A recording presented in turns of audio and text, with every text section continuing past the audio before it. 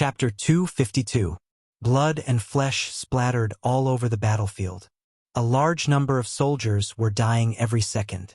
The orc warrior that rushed up was also killed by a few human soldiers. Finally, after more than 2 hours of fierce battle, the orcs retreated, leaving more than 2,000 dead bodies behind. The soldiers of the Blackstone Fortress finally let out a sigh of relief. They were all exhausted after a whole day of fighting. Gavin stretched his sore shoulders while the guards next to him bandaged his wounds. The soldiers who came to relieve the soldiers who had just fought took the place of Gavin. After resting for a while, Gavin walked down the wall with his servants and headed back to the castle. I've heard about Sir Gavin's fighting style when I was in Cult City. I thought it was just an exaggeration, but after seeing it today, Sir Gavin is even braver than the rumors say. Count Wayne exclaimed. He personally understood the situation on the battlefield today. The ferocity of the orcs shocked him. Most of the captains on the wall began to ask for reinforcements in the middle of the battle. Gavin was the only one who led his men and did not retreat. He didn't ask for reinforcements even once. At the same time, his soldiers suffered the least casualties, but they achieved the greatest results. They killed more than 500 orc soldiers in the section of the wall they defended, including several orc warriors. Sir Wayne, thank you for the compliment. Gavin forced a smile and said, You've seen the difference between us and the orc army today. Without the protection of the wall, we are no match for the orcs. More importantly, according to our intelligence, there are at least 100,000 orcs this time. We only have less than 50,000 soldiers.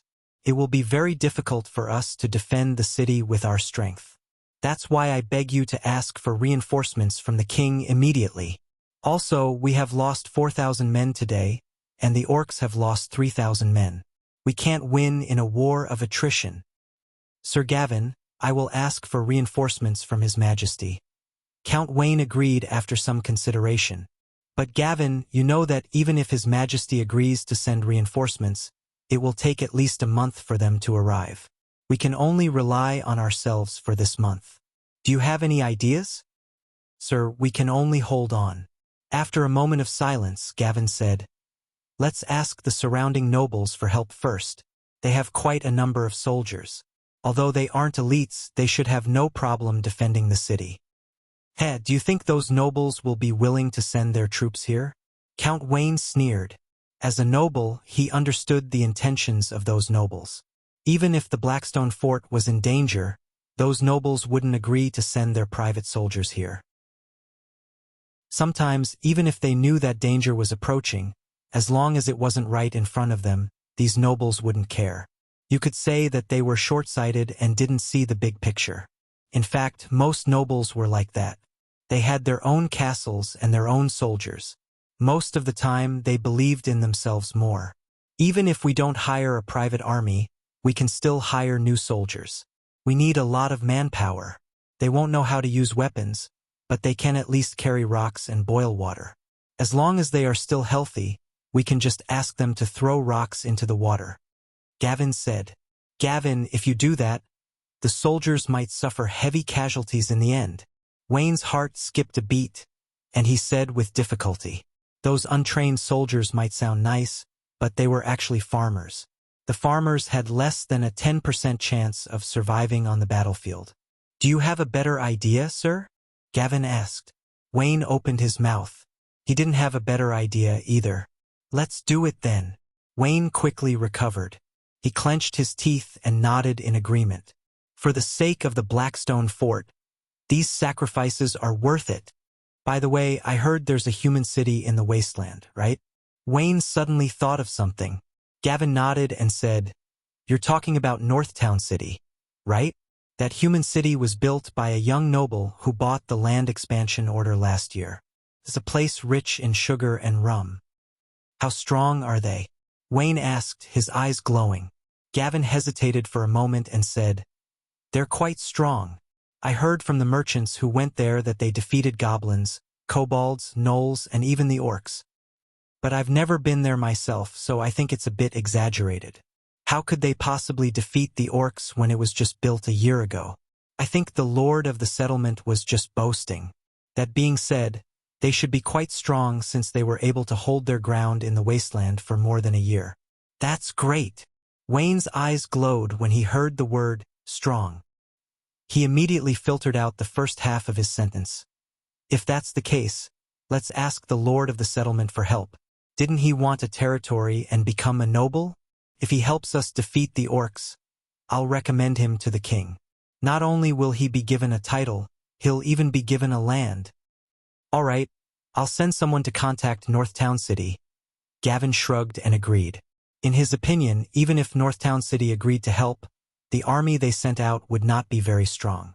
As for Duke Wayne's promise, it was fine to just listen to him. Nobles had always been like this. If Northtown City dared to take the initiative to attack, Gavin believed that the Lord of the settlement would not be able to wait until the end of the war. Once the Lord of the settlement attacked, he would not even be able to withstand the first wave of attacks from the orcs. Under the cover of the night, Gavin picked a few knights and quietly left the fortress. They then moved northeast. The orcs did not block the fortress. After all, there were mountains on both sides of the fortress. It was impossible to surround it. The orcs' camp was not close to the fortress. They also had to prevent the human knights from ambushing them during the night. The next day, the orcs began to move out again as soon as the sun rose. This time, the orcs pushed the siege weapons that they had built overnight to attack the fortress. However, the number of siege weapons was reduced by half compared to the previous day. However, the battle today was even more intense than the previous day. This time, the orcs sent out even more soldiers to attack the fortress. They did not have enough siege towers and siege chariots, so they used ladders instead. These orcs did not care about casualties at all. Since the morning, more orcs had been climbing up the fortress walls. These damned orcs, are they crazy? Gavin said as he wiped the blood off his face after killing the last orc on the wall with a single slash. At this rate, we won't be able to last more than 30 days. The orcs are panicking. Duke Wayne looked at the orcs that had temporarily retreated. The other orc army in the distance was already ready. They don't care about casualties, and they're taking turns to attack us. This method is putting a lot of pressure on us, but the orcs are not having it easy either. Why do you think these orcs are so desperate? Why? Gavin looked at the orcs in the distance and sat down on the ground. I think it's because of food. Food? You mean the orcs are running out of food? Gavin's eyes lit up. Wayne nodded and continued. I've been observing for the past few days. There's very little cooking smoke in the orcs' camp. It's far from enough to feed so many orcs. Then we just have to hold on for a few days, and the orcs will retreat when they run out of food. Gavin stood up excitedly. It's not that simple. Wayne shook his head and said, even if the orcs are running out of food, the pressure on us will be even greater. Without food, the orcs will go even crazier. They will desperately try to take down this place. There are huge amounts of food waiting to be harvested behind the Blackstone Fortress. The orcs will definitely attack us with all their might after they run out of food. That's why we're under even more pressure than before. Duke Wayne said with a serious face. The closer they are to death, the crazier they will be. After the craziness comes silence, and the darkest moment comes before dawn. The northern citadel was actively preparing for war. Sulen was also very concerned about the orcs' attack. Even the northern citadel had to be careful when dealing with an army of over 100,000 orcs. The Eagle's Nest had also sent out many harpies to investigate. Every movement of the orcs was recorded and reported to Sulen. Sheriff Harris was very busy during this period of time. He sent out all 300 security guards to patrol the city 24 hours a day to prevent people from taking advantage of the opportunity to cause trouble. The 2,000 militia were also reorganized. These militia did not need to go to the battlefield. They just followed the security guards to maintain the stability of Northtown City. The army of the Northern Citadel had also been recalled. They would move out as soon as Sulen gave the order. Lord's Castle. Sulen tidied up a room and turned it into a war room. Other than those who had missions, the rest of the generals and heroes were all there. There was a giant sand table in the middle of the room. The sand table vividly marked out the locations of the Blackstone Citadel, the Orc Army, and the Northern Citadel. Who do you think will win in the end? Sulen asked the generals. I don't know. Boulder and Johnson looked at the sand table and then at Sulen. They looked like they didn't know anything. Sulen was not surprised by their reaction. He was already used to it. Kane looked at the sand table for a while and said, I think the orcs will win. Based on the previous reports, the Blackstone Citadel doesn't have many defenders. According to the orc strategy, the Blackstone Citadel won't be able to hold on. What about you? Sulen looked at Karina, Grace, and the others. I think the humans will win. After all, the orcs don't have much food. Chapter 253. According to our information, the orcs didn't bring much supplies. They will soon run out of food.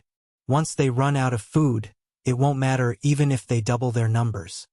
Karina thought for a moment and said, I think, Sir, there's an emergency. At this moment, a guard hurried over and said. Sulen stood up and walked out of the combat readiness hall. What happened? Sir, there was a messenger from the Blackstone Fortress. He said he was here on Earl Wayne's orders. The guard said respectfully, Earl Wayne of the Blackstone Fortress? Why did he send someone here? Don't tell me he wants me to send out troops. Sulen muttered to himself, then said to the guard, Bring the messenger to the living room. I'll be there right away. Yes, sir. Sulen went back to the combat readiness hall and gave some simple instructions. Then he walked to the living room. You are Earl Wayne's messenger? Sulen looked at the travel-worn knight in front of him and said, Yes, sir. After the knight saw Sulen, he quickly said, Sir, the Blackstone Fortress is in danger. Earl Wayne wants you to send out troops to help us defeat the orcs. This is a letter from Earl Wayne himself. The guard next to him took the bamboo tube and checked it. Then he handed it to Sulen. Sulen took it and looked at it. There was a noble's badge on the wind outlet of the bamboo tube. The seal was not broken. He then opened the seal and took out a piece of parchment to read. The content of the letter was not out of Sulen's expectation. It was nothing more than asking Sulen to send out troops to help them fight the orcs. At the same time, as long as Sulen sent out troops, he would promise to help him get a title and a land after the battle. The land would not be in the northern wilderness, but in the hinterland of the Kingdom of Florence. At the same time, he also threatened that if Sulen refused, he would not pass the test and would tell the orcs about what happened in Northern Town City. Sulen sneered in his heart. He didn't believe a single word of the promise. The note didn't say that it would help Sulen obtain these things. It only said that it would report to the king. It didn't matter whether the king agreed or not. At that time, he could use this as an excuse to brush him off. However, Sulen was not interested in these promises. It was not easy for him to develop such a good situation in the northern wilderness. He would not return to the Kingdom of Florence to be the village chief. That's right, the village chief. According to the current level of rewards in the Kingdom of Florence, Sulen would at most be a baron, and then a few villages would be divided into his territory. Take the emissary to rest first. We will consider sending troops to help the Blackstone stronghold. We need to discuss this matter. Sulen pondered in his heart, neither refusing nor agreeing. Sir, the Blackstone stronghold really needs your help. The emissary said eagerly when he heard Sulen wanted to discuss. You go and rest first. We will give you an answer as soon as possible. Sulen waved his hand and signaled the guards to take him away. Seeing that Sulen ignored him, the emissary had no choice but to leave with the guards unwillingly. Sulen was not too worried about this war between the humans and the orcs. He was thinking about how to get the most out of this war. In his opinion, the best result was that both the humans and the orcs suffered heavy losses. However, this situation was very difficult to happen. According to the information he received, the orcs were now putting all their eggs in one basket. On the other hand, the humans were not prepared. Although the Blackstone stronghold temporarily blocked the orcs' attack, this stalemate would not last long. According to the information obtained by the Harpies and the Scouts, the orcs did not have much supplies at all. They had to attack the Blackstone stronghold before they ran out of food, and the human reinforcements would take at least a month. Su Len knew how sturdy the Blackstone stronghold was. He had entered the wasteland from the Blackstone stronghold in the past. The Blackstone stronghold was built in the Blackstone Canyon. This canyon was called the Blackstone Canyon because the rocks were black.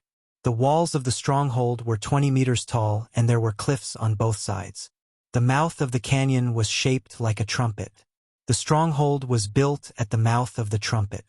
It could be said that it was easy to defend and difficult to attack.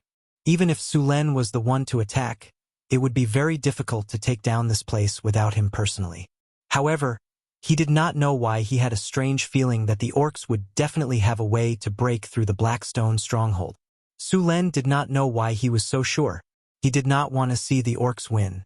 Once the orcs broke through the Blackstone stronghold, the northern provinces behind the Blackstone stronghold would be plundered. Su Len did not care about this. He only cared about the large amount of food the orcs would obtain. One had to know that the orcs had always been in a state of food shortage in the northern wastelands. If the orcs obtained a sufficient supply of food, they would definitely keep on fighting. When that time came, Northgard City would definitely not be spared.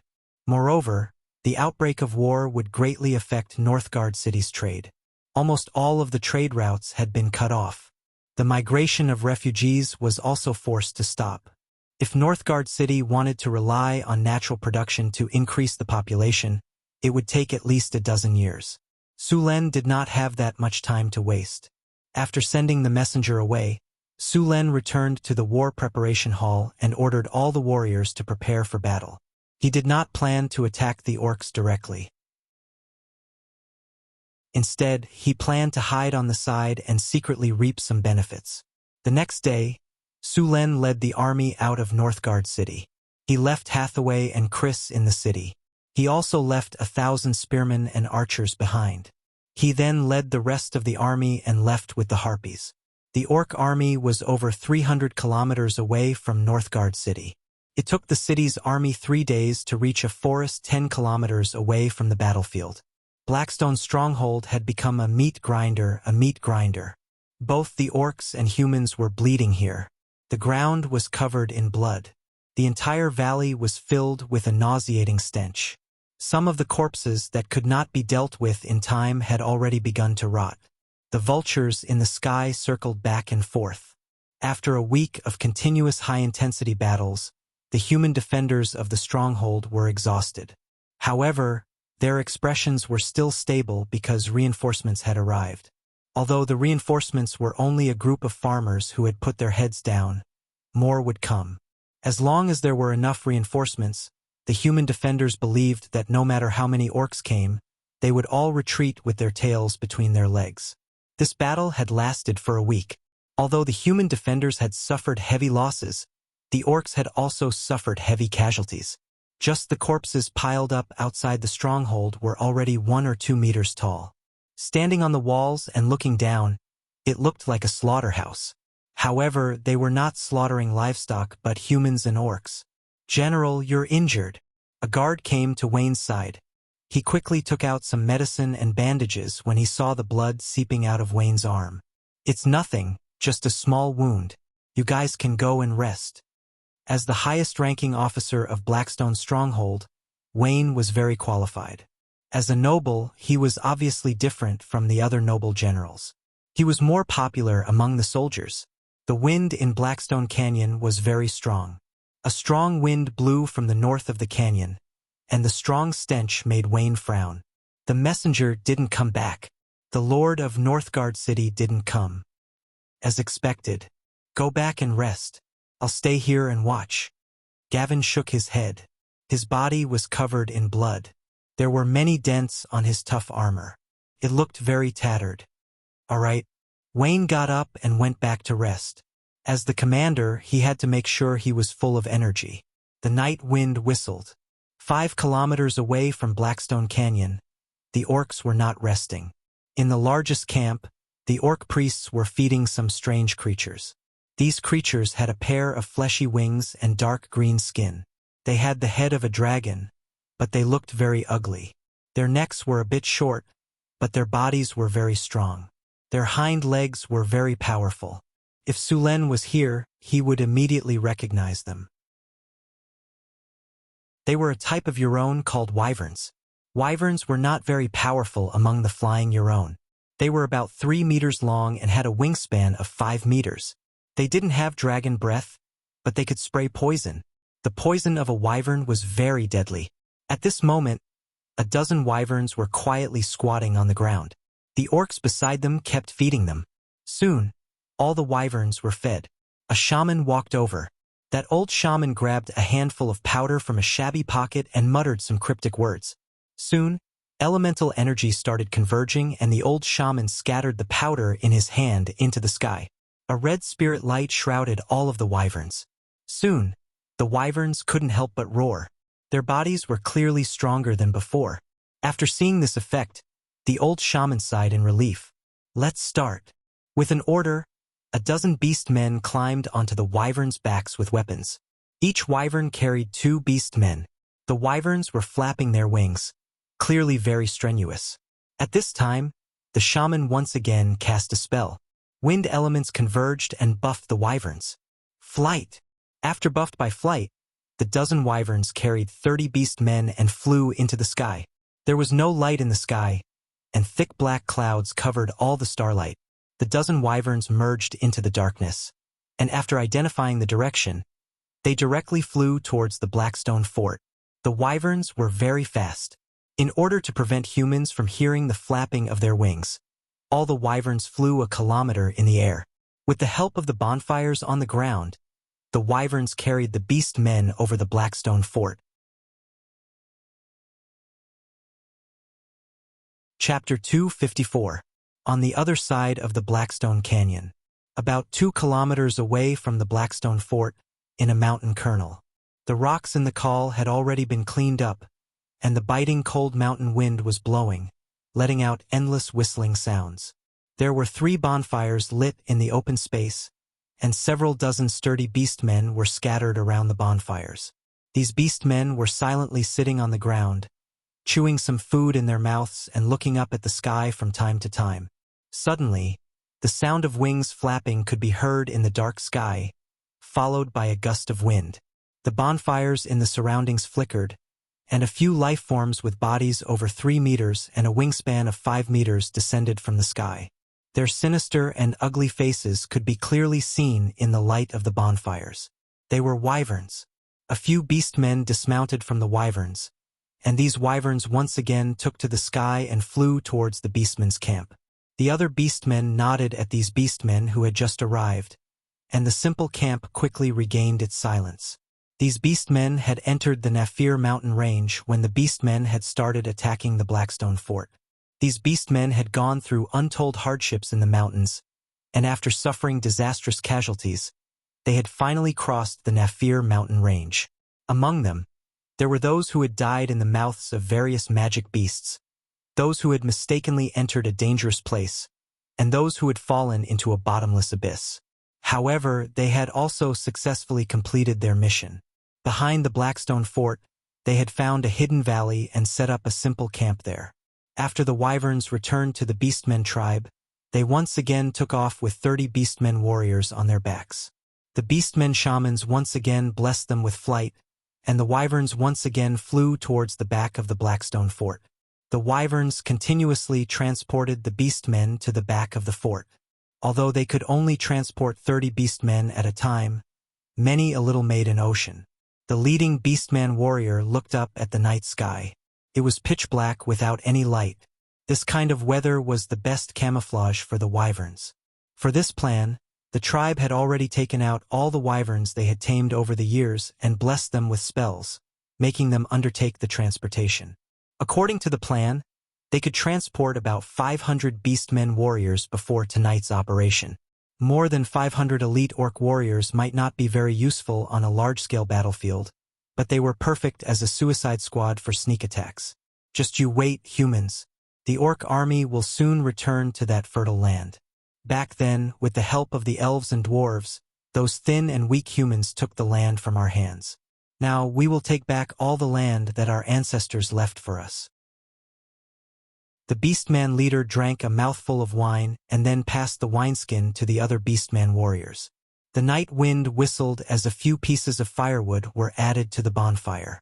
The beastmen quietly waited for the wyverns to send more soldiers over. The orcs were born with night vision. Although they were less than 10 meters away, they could see their surroundings clearly with the help of the weak bonfire. Hundreds of orcs could be seen faintly in the darkness of the night. These orcs were silently chewing dry rations. These dry rations were coarse and hard to swallow. They were the unique cold wheat of the north and were one of the few foods the tribe had.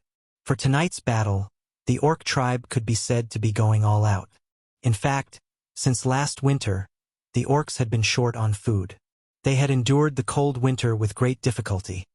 But the appearance of this year's elemental tide had caused a large number of beasts to mutate. The original magic beasts had also become very active, making the already difficult lives of the orcs even more difficult. Rome didn't know what the elemental tide meant, but he knew that the white dragon activity on the ice field had become more frequent. In order to survive, they had to migrate south. As one of the higher-ups of the orc tribe, he clearly knew how important this war was to their tribe. And as the key to victory, tonight's surprise attack would play a decisive role. They couldn't fail. They couldn't fail even once. The orcs' lives were very difficult after losing their fertile land. Without enough food, many of their clansmen would freeze to death every winter. Every snowfall was a test of life and death. Cold and hunger had accompanied Rome since the moment he was born. This time, he wanted his clansmen to no longer have to endure hunger and cold. At this time, the human kingdom was about to have a harvest. As long as they broke through the Blackstone fortress, there would be a bountiful harvest everywhere. Countless grains would be waiting for them to harvest. Looking at the time tool given to him by the great shaman, it was already 2:30 in the morning. Calculating the time, the last batch of orcs should have arrived. According to the plan, they would attack at 3 in the morning, one from the front and one from the back. The Blackstone fortress was built to defend against the orcs. Although it had 2 walls, the southern wall wasn't very high. After all, behind it was human territory. Soon, the sound of wings flapping could be heard. The last batch of orc warriors had arrived. There were already close to 600 elite orc warriors in the small call in front of them. The orc officer's scarlet eyes looked around. Then, he picked up his weapon and walked out of the colonel. Close to 600 elite orc warriors followed behind him silently. Gavin didn't sleep well at night. He kept feeling that something was wrong, but he couldn't pinpoint the problem. This made him a little frustrated. The battle during the day had exhausted his body. In order to prepare for tomorrow's battle, he had to ensure that he had enough sleep. Although he had some doubts, Gavin still forced himself to sleep. Although wearing armor wasn't very comfortable, he had long gotten used to it. Just as he was sleeping soundly, a series of alarm bells rang. Gavin immediately got up and rushed out with the guards who were also awakened. As soon as he arrived outside, the entire fortress was filled with battle cries. In the darkness of the night, there were flickering lights. It was impossible to see how many enemies there were. Seeing this, Gavin made a prompt decision to gather his soldiers. Soldiers of the Thorns army, listen up. I am Gavin. All soldiers of the Thorns army, return to your positions immediately, Gavin yelled. Soon, many soldiers gathered around him. Everyone, don't panic. Light the torches. There aren't many enemies. The fortress hasn't been breached. These orcs are a small group that came from the Naphel mountain range. Gavin's personal guards kept yelling, and more soldiers stopped running around like headless flies. However, his actions were too conspicuous in the midst of the chaos. The orcs had also noticed Gavin's presence when nearly 1,000 orcs had gathered around him. Boss, there's a big fish over there. It looks like the commander of the humans. We can't let him continue gathering his troops. An orc pointed at Gavin, who was shouting in the distance. Call your men and follow me. I want to kill that human. Ram's eyes flashed fiercely. As he spoke, he led dozens of orc soldiers and charged towards the group of humans. Although Gavin had gathered his soldiers, their formation was already disrupted. They couldn't get into formation in this environment. These humans were already no match for the orcs. Without a formation, their morale plummeted. There was no way they could stop these orcs who were like wolves and tigers. Not to mention, these orcs were all elites of the orc tribe. As soon as the two sides clashed, the human soldiers suffered heavy casualties. The orcs who had just gathered together were instantly stunned.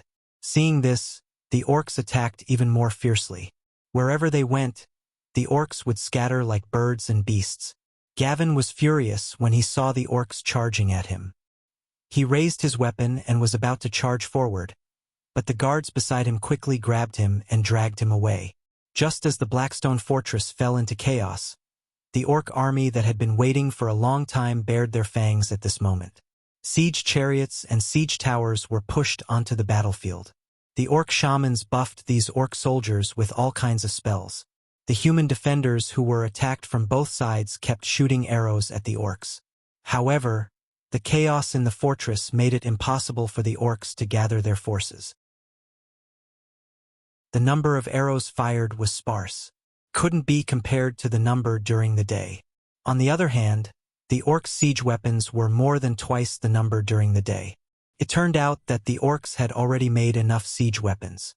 However, they only used a small portion of them every day in order to numb the humans.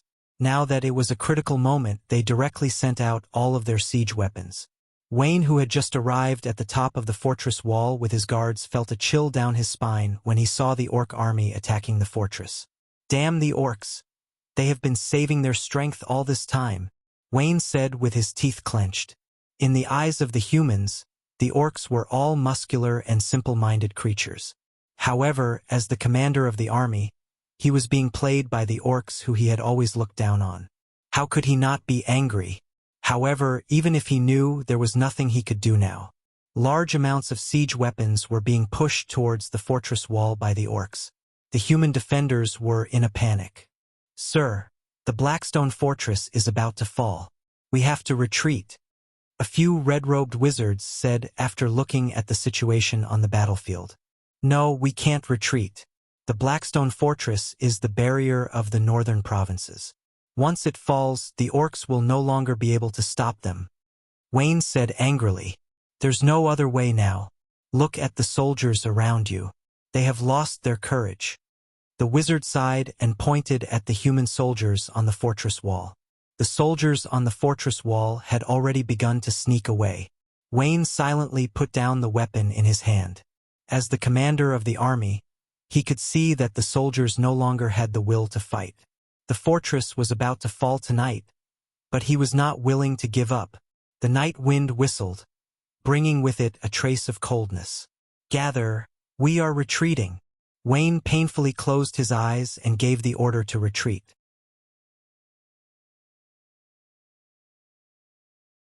Chapter 255. Silver-Winged Knights. Charge. The Silver-Winged Knights, the strongest troop in the Blackstone Fortress, quickly gathered and charged south under Wayne's lead. The orcs who were causing chaos in the fortress had already split into small groups. Their goal was not to kill but to create chaos. As long as they saw human soldiers gathering, they would rush up and kill them.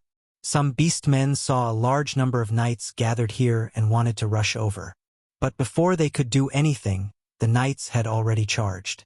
Once the 500 knights charged, these beastmen were like mantises trying to stop a chariot. A dozen elite beastman warriors didn't even make a splash before they were completely submerged under the hooves of the knights.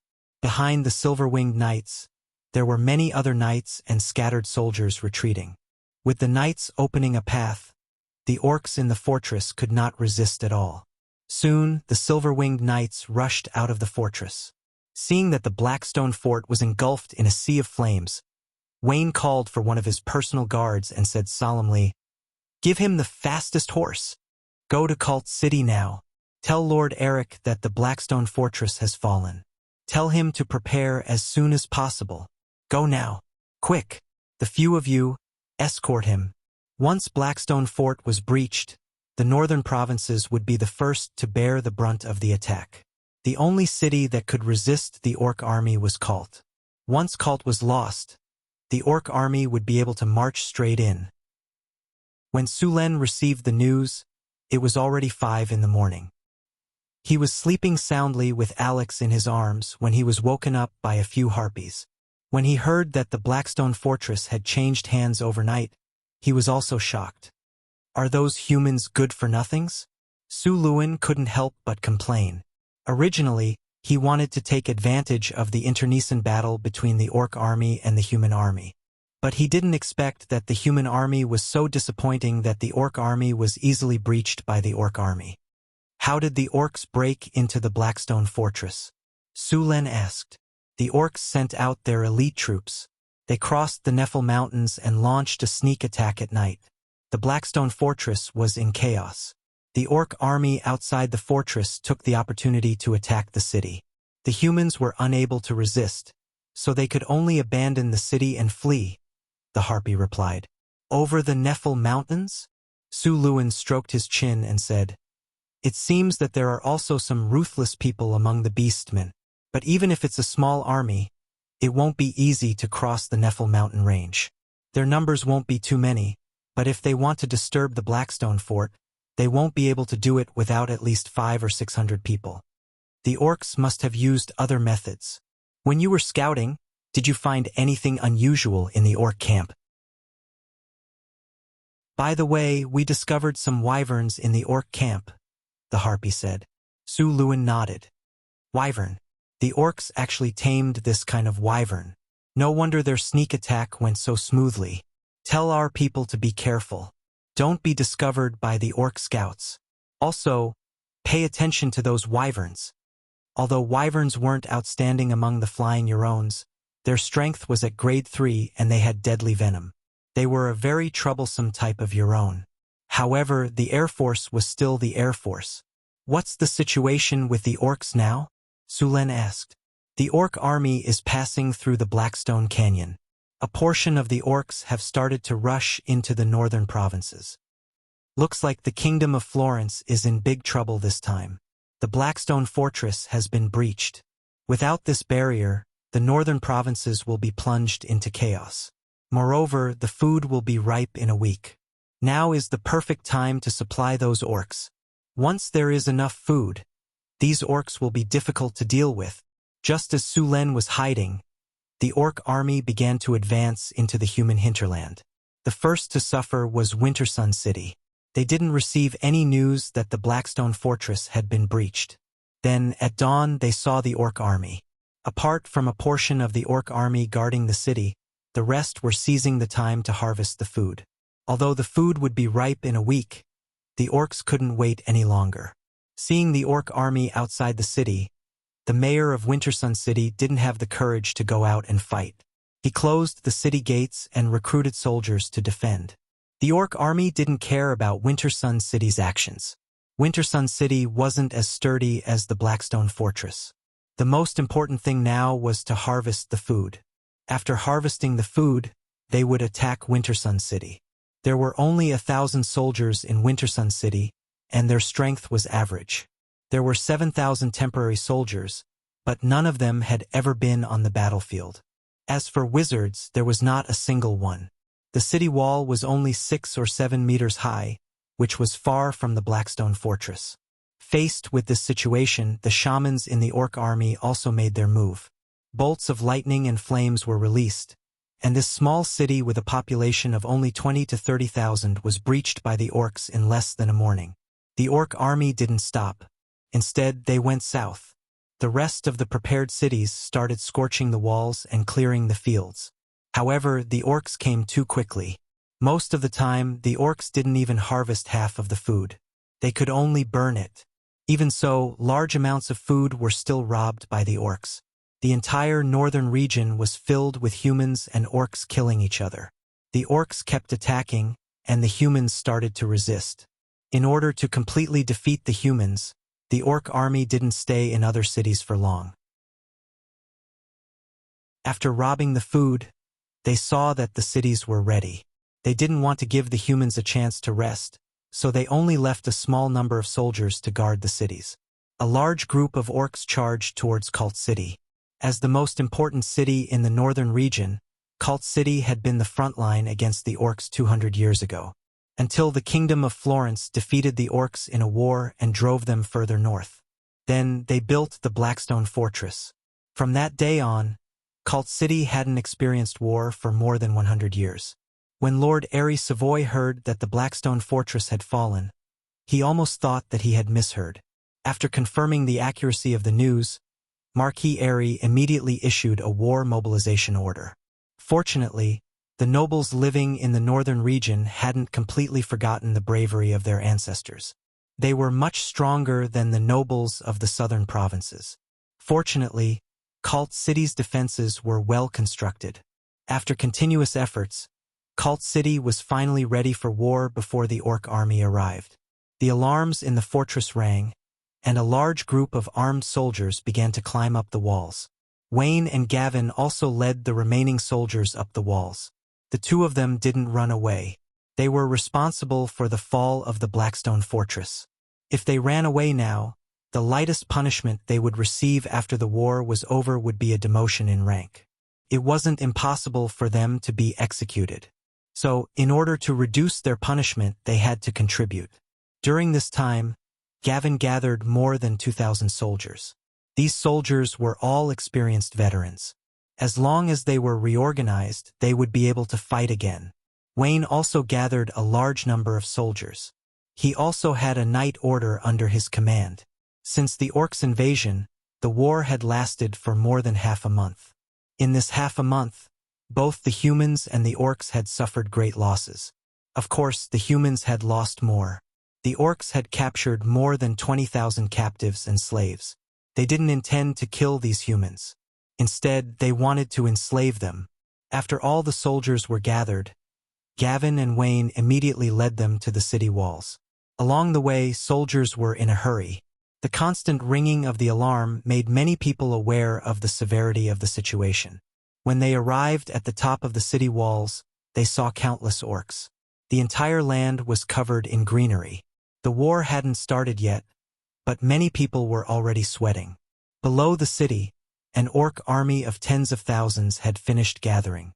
The orcs had completely surrounded Cult City. The orcs had slaughtered their way into the human kingdom's hinterland in order to uproot Cult City. As long as they could take down the city, the orcs would be able to stabilize their territory. The orcs would never be willing to let go of the fat meat that was already in their mouths. Even if this land wasn't fertile, it was still much better than the northern wastelands where the orcs originally lived. For the kingdom of Florence, the loss of Blackstone Fortress was like a bolt from the blue. If Cult City was taken over by the orcs, it wouldn't be easy for the human kingdom to reclaim it.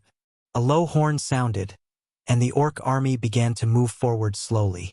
After moving into the range of the archers, the orcs began to charge forward with messy footsteps. All the siege weapons were brought out, including siege towers, siege chariots, ladders, and simple catapults in the style of the orcs. Although these catapults looked crudely made, there was no problem with their function. After being covered in a layer of kerosene, the catapults were thrown out and smashed into the city walls. Most of the rocks from the catapults weighed 2 to 3 kilograms. Some of the heavy catapults could even throw rocks that weighed a few dozen kilograms. The heavy rocks smashed into the city walls, shattering the places they hit. The burning rocks caused chaos on the city walls. The humans didn't show any signs of weakness. They also began to bombard the orcs with their catapults. Due to the limited space on the city walls, the number of catapults was much fewer than the number of orcs. However, the humans' catapults were more accurate. Plus, they had a higher vantage point, so their attack range was wider. Rocks flew out one after another. The rocks plowed a bloody path through the orc army. However, the orcs weren't afraid at all.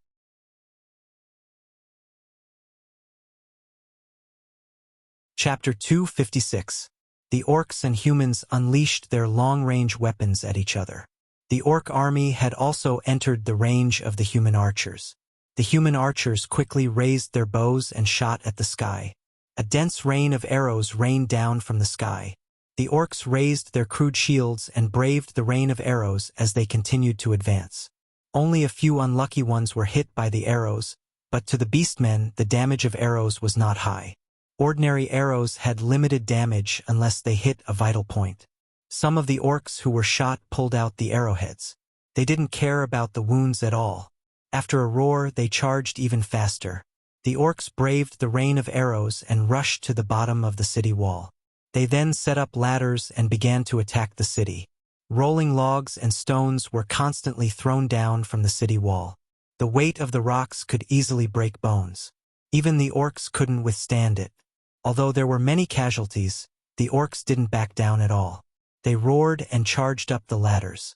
The battle became very intense from the very beginning. The orcs and humans had a fierce battle on the city wall. An orc had just killed a human soldier when he was stabbed in the heart by another human. Tens of thousands of soldiers were just numbers on the battlefield. They were expendable goods. The commanders of both sides looked at the battlefield with expressionless faces. Some shamans began to cast spells. The wizards on the city wall did the same. Apart from the wizards, there were also some temple priests in priest robes. Spells and divine spells were cast one after another. Elements surged on the battlefield. Lightning, ice, fire, and other elements were constantly exploding. Overall, the human spellcasters had the upper hand. The Battle of Kalent City was in full swing. Sulen finally made his move. More than 5,000 soldiers from Northtown City and the Harpies began to approach the Blackstone Fort. What did you say? There are no orc troops stationed in the Blackstone Fort? Sulen was surprised to hear the scout's words. Yes, sir. There are no orc troops stationed in the Blackstone Fort. There are only a small number of orcs. What are the orcs doing? Are they abandoning their escape route? Are they not planning to go back to the north? Sulen mumbled to himself. Whatever. It's none of my business whether the orcs go back or not. Boulder, take your men and attack the Blackstone Fort. Don't let any of those beast men escape. Yes, boss. Boulder rubbed his smooth head and grinned, leaving with the group of barbarians. There weren't many orcs left in the Blackstone Fort, only about 100 of them. Facing the barbarians' surprise attack, these orcs couldn't fight back at all. The only orc warrior was chopped in half by Boulder's axe as soon as the battle started. Sulen easily took over the Blackstone Fort. No wonder the orcs could easily attack from the back of the Blackstone Fortress. They were basically undefended. Sulen looked at the city wall in front of him, which was only 3 to 4 meters high. There were no watchtowers, arrow towers, or arrow stacks. With the orc strength, they could climb over the wall without any tools. It was a completely different concept compared to the 20-meter-tall walls of the Blackstone Stronghold. The people who built the Blackstone Stronghold didn't even think about the defenses behind the stronghold. After all, the back of the Blackstone Stronghold was the territory of the humans. In the end, the orcs took advantage of this weakness and easily took over the Blackstone Stronghold. If the enemy attacks from the south, we won't be able to defend this stronghold at all. Sulen shook his head and gave up on the idea of taking over the stronghold. Indeed, if he took over the stronghold, the orc army's escape route would be cut off. However, if that happened, the northern battlefront city would have to face tens of thousands of orcs head-on. There would be no benefits if he won, but if he lost, everything he had accumulated over the past year would go down the drain. Aiton, have you found the place where the orcs kept the human slaves? Sulen asked. That's right. His current goal was to find the human slaves that the orcs had captured. The northern provinces had been invaded by the orcs, and even a few cities had been conquered. A large number of humans who didn't manage to escape were captured and enslaved.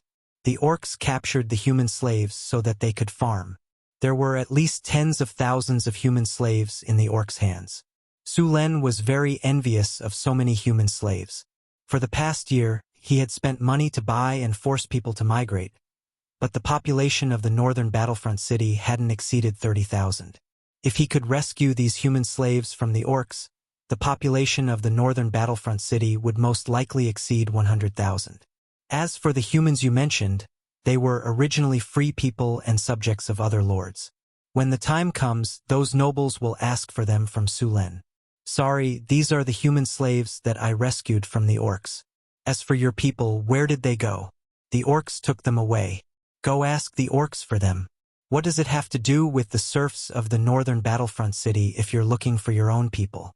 The total population of the Kingdom of Florence was about 5 million. 3 million of them were distributed in the south. The northern provinces had less than 2 million people. Even if they managed to drive the orcs out in the end, they would suffer heavy losses in this orc invasion. If the northern battlefront city had a population of 100,000, it would be enough to establish a duchy. Your Excellency, the orcs have imprisoned the human slaves in a few camps.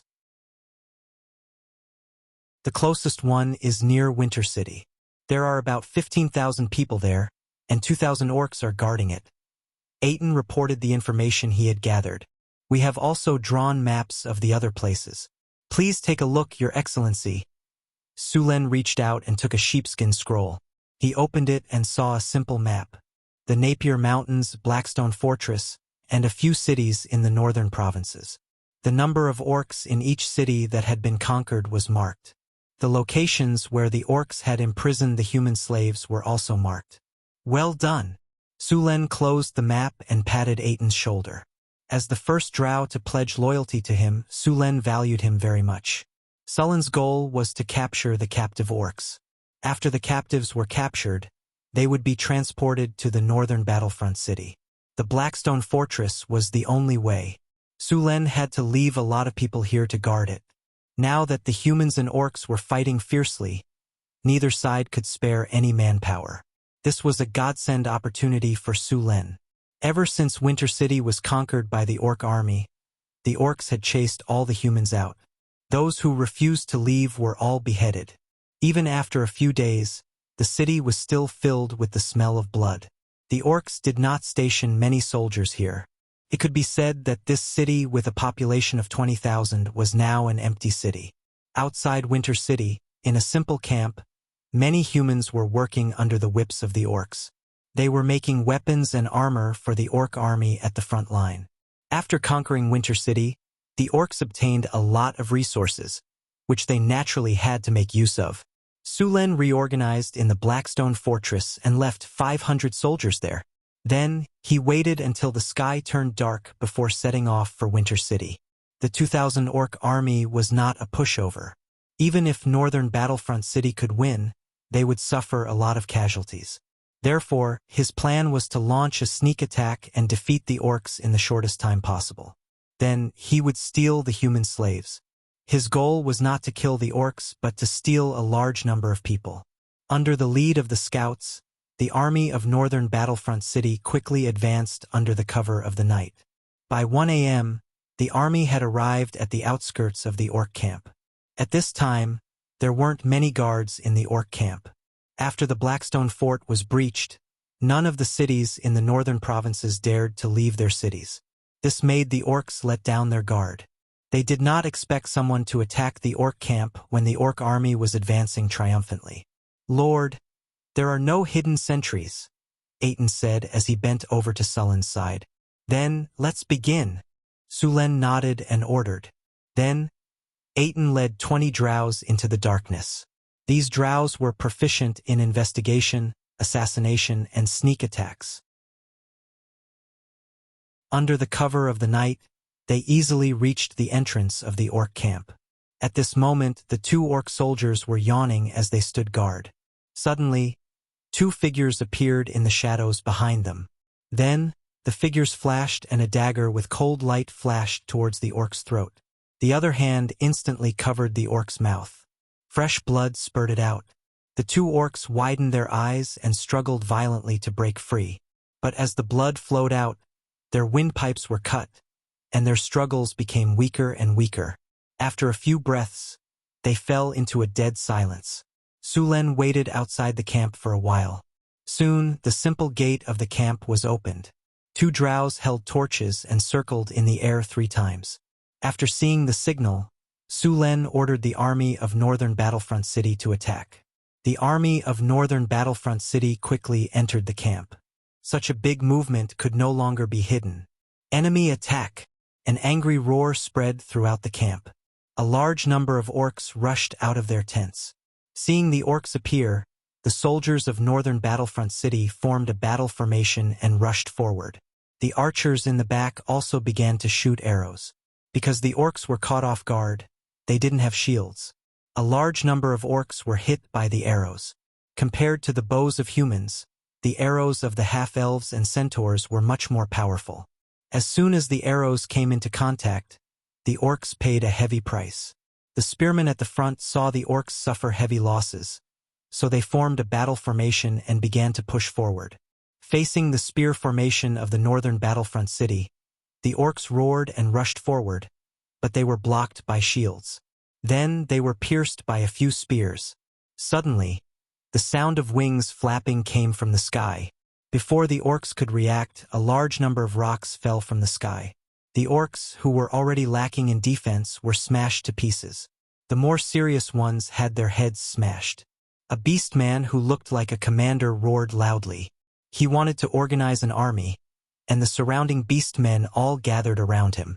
At this time, a washbasin-sized fireball fell from the sky and hit that beastman commander. An explosion sounded. Orange flames sputtered.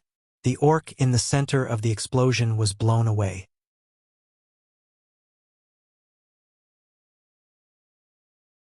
Chapter 257. With the death of the orc commander, the scattered orcs lost their ability to fight back. They were forced to retreat under the attacks of the three sides. Soon, they fled in all directions. However, it wasn't that easy to escape. There were still 400 centaur archers and centaur riders waiting for them outside the camp. The battle ended when the sun rose in the east. The orc corpses in the camp were cleared out by the human slaves. The centaurs who were chasing the orcs outside the camp also returned to their groups. As for the human slaves, many of them tried to escape during the battle last night, but they were caught by the harpies in the sky. The humans almost peed their pants when they saw the harpies. The harpies were notorious in the human world. My lord, all the human slaves are here. Except for some who ran out last night and were accidentally injured, the rest are here. A servant reported to Su Len. How many are there? 11,837. Sullen's eyes lit up. Looks like we have a good harvest this time. Su Len gathered the slaves and reorganized them into small groups. He was ready to leave with the human slaves. My lord, thank you for saving us from the evil orcs. Just then, a human walked up to Su Len and bowed. You're welcome. After all, you're my property now. Su Len said with a smile. My lords, we're residents of Wintersun City, not slaves. The middle-aged man said with a frown. Su Len raised his eyebrows. Residents of Wintersun City? Hehe. I don't have any residents of Wintersun City here. I only have slaves that I saved from the orcs. Hearing Su Len call them slaves, the humans became restless. My lord, we're really residents of Wintersun City, not slaves. Yes, let us out. We're citizens of the kingdom, not slaves. We want to go home. The entire scene became like a bustling market. Endless buzzing sounds could be heard. Silence. A loud roar was heard, and all the sounds were suppressed. The scene became clear. The soldiers of the North Town City also drew their weapons. Seeing the situation, they immediately quieted down. It seems that you still don't know your place, Su Len sneered. You guys don't know yet, do you? The orc army has already entered the northern provinces. They are now besieging Kalt. There are 100,000 orcs in the entire northern lands. Not only here, but there are also orcs in other places. Do you still want to go home? Without my protection, the moment you leave the camp, it won't be long before you are captured by the orcs again. No, it should be killed. The orc army suffered heavy losses last night. The orcs won't be merciful to slaves like you. Don't expect the kingdom to send people to save you. The kingdom's army is currently engaged in a fierce battle with the orcs. They won't be able to take care of you. Now tell me, is there anyone else who wants to leave? Su Len glanced around coldly and said. Everyone lowered their heads when they met Sullen's gaze. Now, I'll give you a chance, Su Len continued after looking around. I am the Lord of Northern City, Su Len. I am the Lord of Northern City. I can promise that as long as you work for me for 3 years, I will release you from your status as a slave and give you a piece of land. In Northern City, you don't have to worry about being attacked by the orcs. After you regain your freedom, I can promise you that the tax on your land will be 30%. As long as you don't break the law, the tax won't increase. After Su Luan finished speaking, most of the humans stopped objecting. Some who were still unwilling to accept the result didn't dare to make any moves under the protection of the weapons of the North City soldiers. Soon, the two sides finished a pleasant conversation. Su Luan assigned some soldiers and harpies to escort these human slaves to the Blackstone Fort. When they arrived at the Blackstone Fort, these people would be divided into groups of 100, and then migrate to Northgard City in groups of 10. After dealing with the human slaves, Su Len opened the system log to check. Congratulations, host. Under your leadership, your army has defeated an orc army. You have achieved a great victory. You have won the battle. You have obtained 3,620 EXP. Congratulations, host. You have obtained a gold treasure chest. You have obtained a star iron. He opened the system space and chose to open the gold treasure chest. The system notification sounded. Congratulations, host. You have obtained the item, Machinery Control, ! An ordinary book appeared in front of him. Su Len took the book out and looked at its attributes. Machinery Control. This is a book that records advanced mechanical knowledge. It is very difficult for people without a foundation to understand it. After learning it, you will be able to master even more advanced mechanical knowledge. Learning requirement. Learn Machinery Control. It was actually an advanced book for machinery control. After reading the introduction of the book, Sullen's eyes lit up. The Machinery Control book was very helpful to Su Len. Now that he had the advanced knowledge, he was looking forward to the knowledge in the book even more. He chose to learn it directly.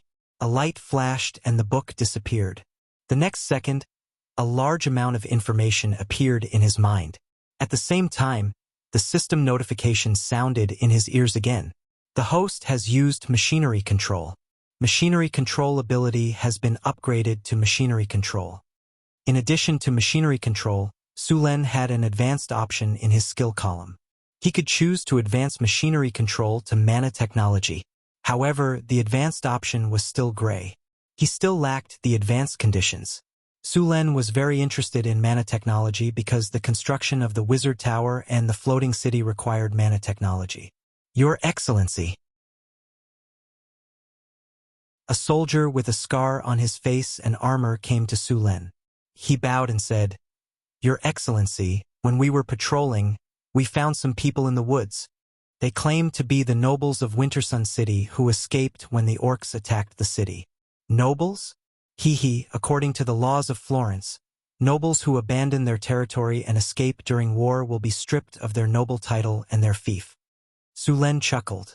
This was also the reason why the nobles who managed to escape didn't dare to go to Cult City or the royal capital. If they were to go there, they would have to pay a huge price. Even if they could rely on their connections to maintain their noble status, they would lose half of their territory. The current king had always wanted to weaken the nobles' strength. Bring them here, Su Len ordered. Soon, a group of people led by a few soldiers arrived. The leader was a middle-aged man who was more than 2 meters tall. He was wearing a knight's armor, which was full of bumps and dents. A few of them were even wrapped in bandages. Obviously, they had been through a tough battle. The middle-aged man in the lead had a resolute face and a somewhat cold expression. He should have the bloodline of the barbarian tribe in the northern region. He also had an imposing aura that could only be possessed by someone who had experienced many battles. This knight was most likely a general. When Su Len was looking at these people, the nobles were also looking at him. However, Su Len gave them too many feelings. Their first impression was that he was handsome. He was extraordinarily handsome. This damn sense of immersion. Although humans with black hair and black eyes were rare in Florence, they were not that rare. However, this young man made them feel like they were facing a mountain. They could not help but restrain themselves. The second impression was that he was young. Although they did not know how old Su Len was, they were sure that he was not more than 20 years old. How could such a young man possess such a powerful aura? Moreover, he was the commander of such a powerful army. These nobles were wondering which family this young man belonged to, and which family he was from, had come out for training. However, no matter how hard they thought, they could not find a suitable candidate. There were a total of 15 nobles here, and one of them was seriously injured. Su Luan looked at him. If he didn't receive treatment soon, he wouldn't be able to live past today. Su Luan then snapped his fingers, and a light green light flashed. Physical healing. Green life energy appeared and integrated into the body of the injured person. The originally serious injury began to recover quickly. Soon, this seriously injured person recovered from a near-death state to a moderate injury. This kind of injury would be healed after a period of rest. These people in front of him were more or less injured. Only a thin figure covered in a gray cloak was not injured. This naturally attracted Sullen's attention. "Honorable sir, thank you for your help." The middle-aged knight in the lead saluted Sulen and said, "No need to thank me. It's nothing." Sulen waved his hand. "May I ask your name? We will visit you in the future to thank you." The thin figure under the protection of the knights walked up to Sulen. Judging from the voice, this should be a young woman. The middle-aged knight with the imposing aura took a step back and stood behind her. "I am the lord of the northern city Sulen," Sulen said with a smile. "Northern city?" Sulen? Hearing Sullen's words, this person was slightly stunned. Then, she thought for a while and could not remember where the northern city was located in the northern provinces. Sullen's name also confused her. Without a surname, how could she tell which noble family he was? In fact, Sulen did have a surname. This was his name in his previous life. Su was his surname. It was just that, according to the customs of this world, Sulen did not have a surname. "Northern City," the middle-aged knight next to her exclaimed. After looking at Sulen a few times, he explained to the noble. "Northern City is the territory in the northern wastelands.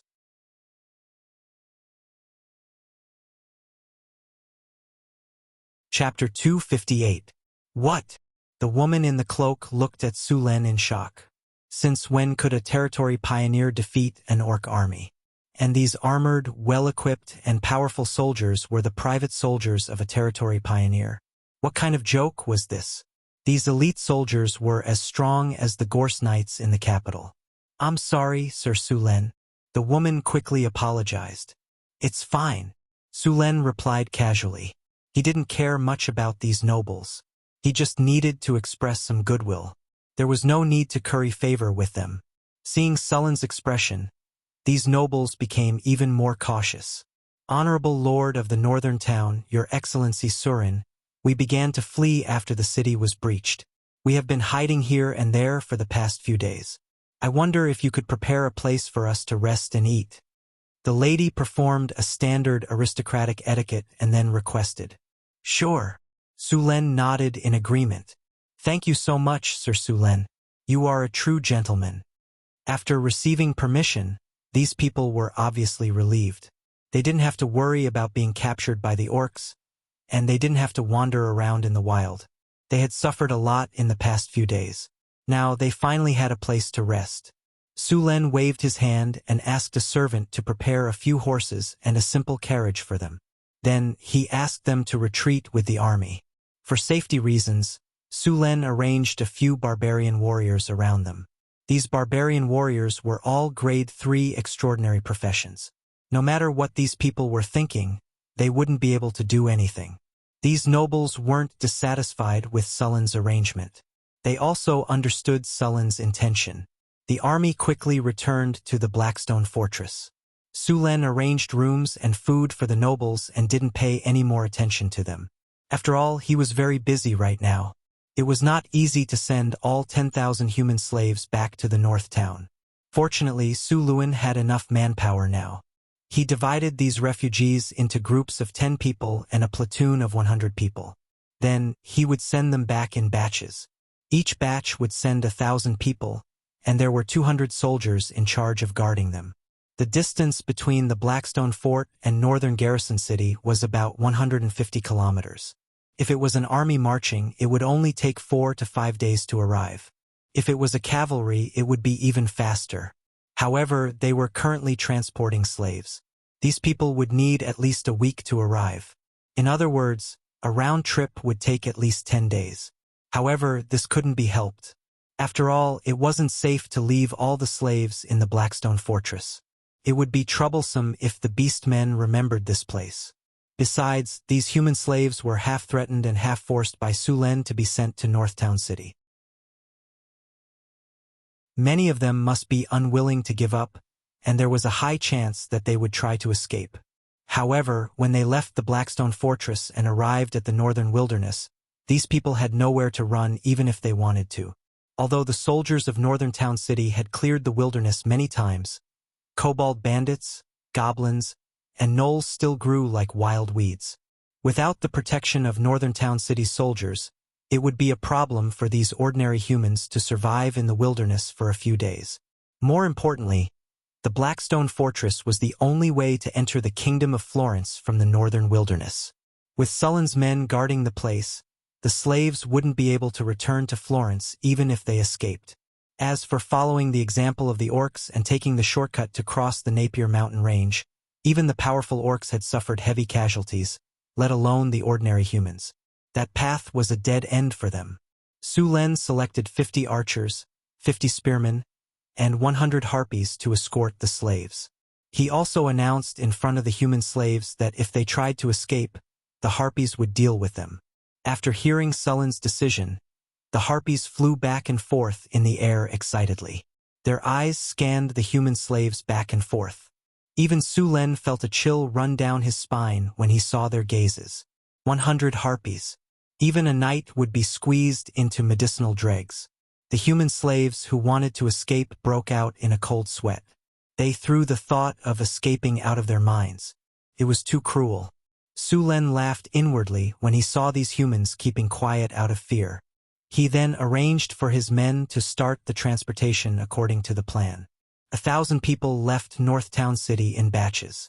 It took a day for more than 10,000 people to leave. While Sulen was arranging for the evacuation of the slaves, the nobles were carefully observing this rising overlord of Northtown City. In their opinion, Sullen's rise was too fast. It only took him a year to build a city from a desolate territory. He was also known as the Pearl of the Northern Region. As nobles of the Northern Region, they were curious about him and coveted his white sugar production skills. However, when these nobles came into contact with Northtown City, they had a clearer understanding of how powerful the city was. Your Excellency, they're evacuating the people of Winter Sun City. We can't let them do that.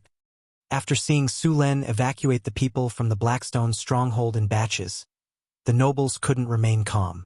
Although they were nobles, they never cared about the peasants in their territory. But if all the refugees were taken away, only the nobles would be left. How could they still play then?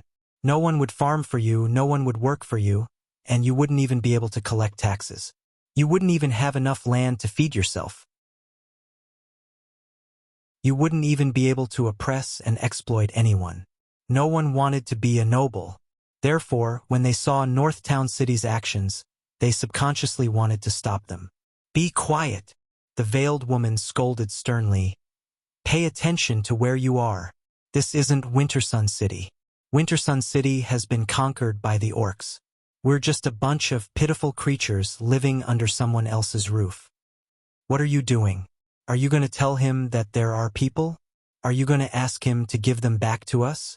The woman's sarcastic voice was particularly harsh. We can't just watch them take our people away. One of the nobles said anxiously. The veiled woman furrowed her brows. Her clear and melodious voice carried a seductive charm. She stared coldly at the middle-aged man who had just spoken. Ever since we abandoned the city and fled on our own, we were no longer their feudal lords. Are you sure you want to argue with Sir Sulen? The veiled woman raised her head slightly and looked at the barbarian warriors not far away. She continued, Do you see those barbarian warriors? Do you know how strong they are? They're just some barbarians. How strong can they be? Another noble said disdainfully. The Florentine nobles looked down on the barbarians who were all brawn and no brains. However, they did have the strength to look down on the barbarians. Just some barbarians?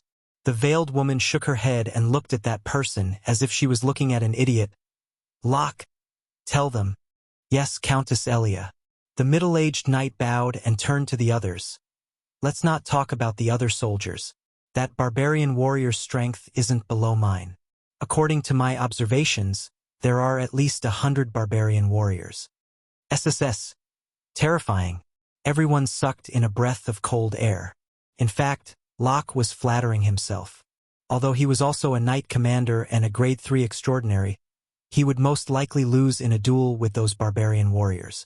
These barbarians had the berserk skill. Although their rationality would be reduced, their combat strength would be much stronger. Locke, are you telling the truth? Those barbarians have the strength of a third order? One of the nobles swallowed a mouthful of saliva as he asked in shock. Of course it's true. Do you think I'm joking?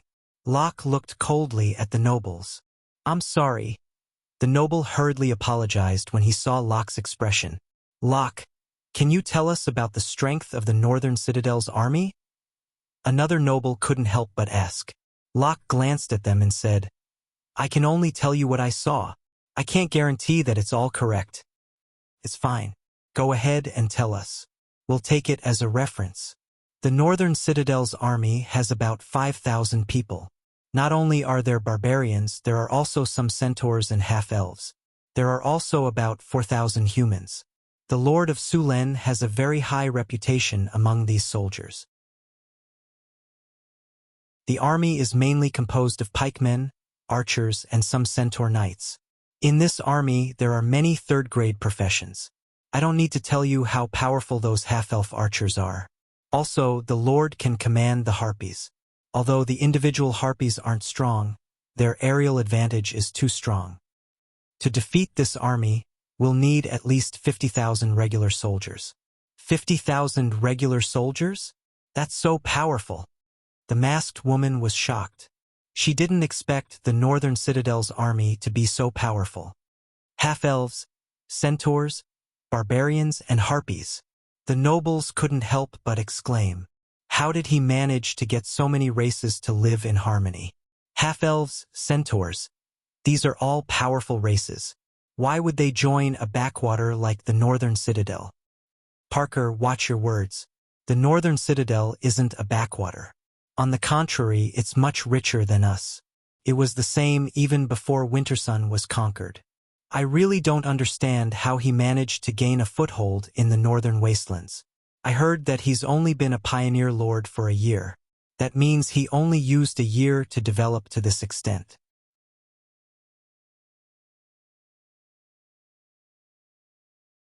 Chapter 259.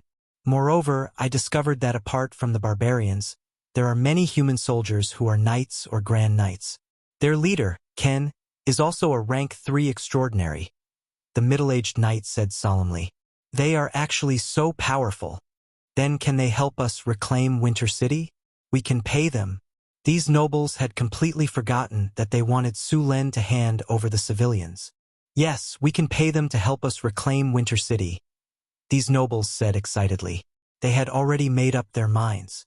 As long as they reclaimed Wintersun City, they would not be considered to have abandoned the city.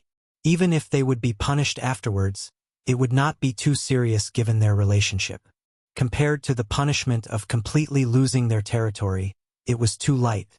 Gentlemen, there aren't many orcs in Winter City. It's easy to take it down, but the problem is how to defend it, Countess Ilia said. That means we have to hire them until the end of the war. Everyone looked at each other. There was a huge difference between hiring them to take down a city and hiring them until the end of the war. Thinking of this, these nobles fell silent. I have a better idea. At this moment, a man beside him suddenly said, What idea?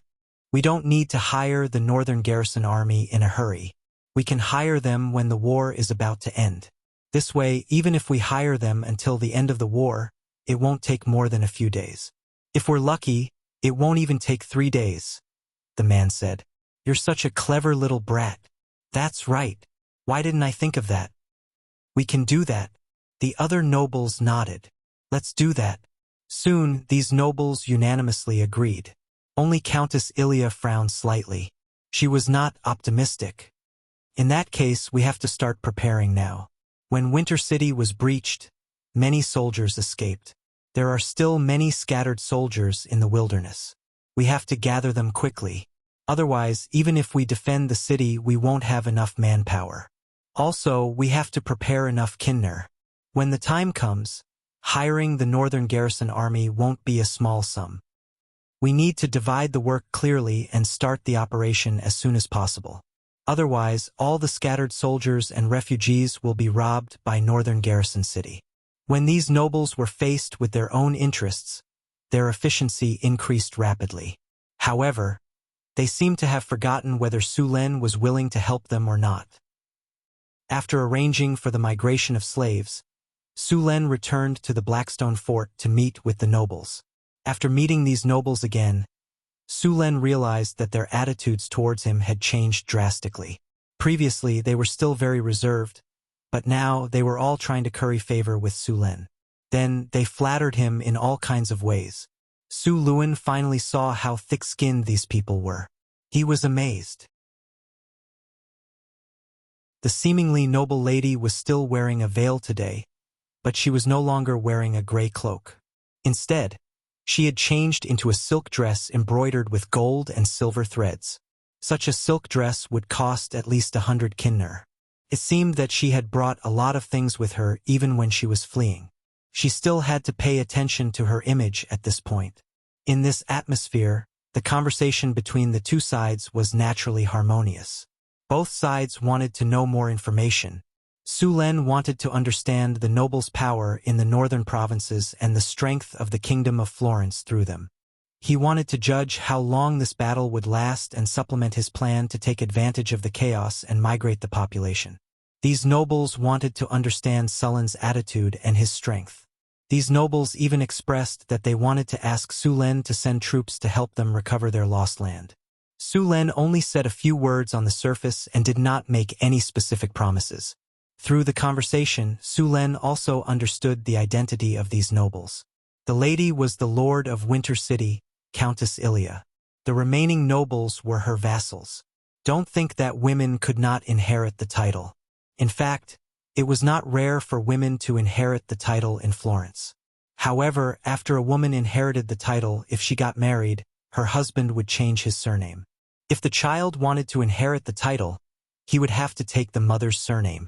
After a conversation, seeing that Su Len did not agree to their request, these nobles were not discouraged. This was just a test, but they still proposed to purchase food and weapons from Northern City.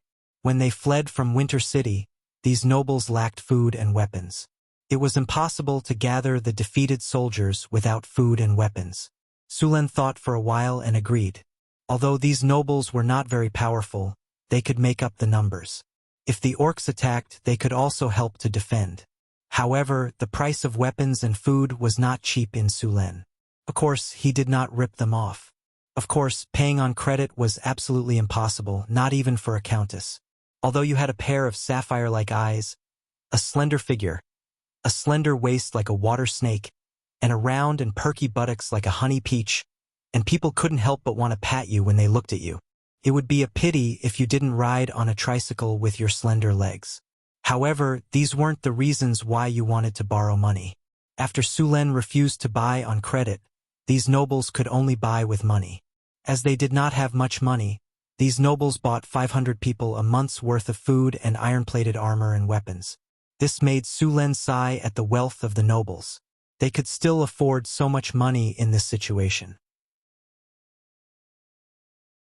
If these nobles were willing to spend the money on soldiers, they would not have been defeated by the orcs. However, there were no ifs in this world. After chatting with the nobles, Su Len started his operation again. The drows led by Aten did not return. After dealing with the orcs in the previous camp, they continued to search for the next target. There were two cities near Winter City. One was Colin City, and the other was North Wind City. The two cities were similar in size to Winter City, but their fates were completely different. Colin City was attacked by the orcs, while North Wind City was preserved. One reason was that Khalin City was on the route to Cult City. The other reason was the North Wind Knights of North Wind City. The North Wind Knights were ranked in the top 3 in the northern region. Of course, the main reason was that the orcs did not attack with full force. Outside North Wind City, the orcs sent out wolf riders to plunder and loot some food. The rest of the food was burned by North Wind City. Though the orcs did not send out their main force to attack, they left behind a team of wolf riders and some orc troops. Their mission was to watch and harass the humans so that they could only hide in the city and not support Cult City. Obviously, the orcs' plan was successful. North Wind City did not send out any troops. On the plains, the human light cavalry and Mount Wolves were about the same speed. Although Mount Wolves had poor endurance, they were enough to suppress the human light cavalry. As for the heavy cavalry, as long as the orc generals were not stupid, they would not fight head-on. Instead, they would harass the surrounding areas. This caused a strange phenomenon. Those who could catch up could not defeat the orcs, and those who could defeat the orcs could not catch up. Therefore, North Wind City sealed the city gates obediently to prevent the orcs from attacking. After Khalin City was attacked by the orc army, the orcs plundered all the food and supplies. However, it was still much better than Winter City. At least, there were still many orcs who escaped from Khalin City. Sulen received information from Aten that there were only about 5,000 humans in the orc camp in Khalin City. The rest of the humans hid in the surrounding woods, and the orc army also left some men to guard the place. When Sulen brought the army to Khalin City, he discovered that the orcs were very cautious. The orcs knew about Sulen's sneak attack on the orc camp. Now all the orc camps were on high alert. But even if they were on high alert, the result would be the same for the North Wind City army. Taking advantage of the night, Sulen used the sky lantern to make the North Wind City army invisible. Then, he launched a sneak attack when he approached the orc camp.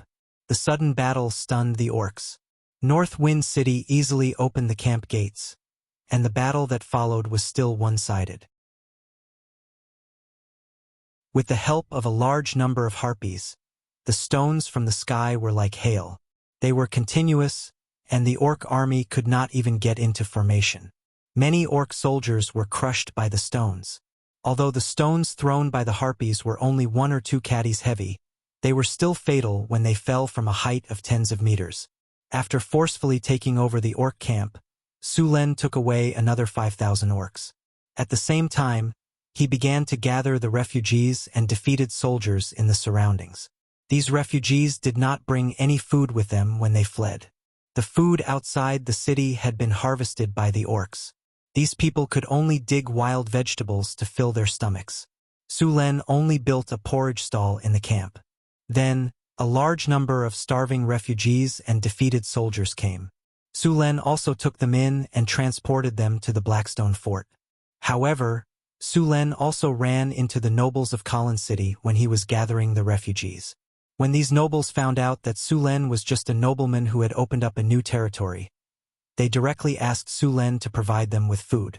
Then Sulen taught them a lesson. Although he did not harm their lives, they still had to suffer. Sulen also forcibly took away the defeated soldiers and refugees they had gathered. Since you have no food, then leave it to us to feed you. Sulen found a reason to swallow these people, leaving only a small portion for them.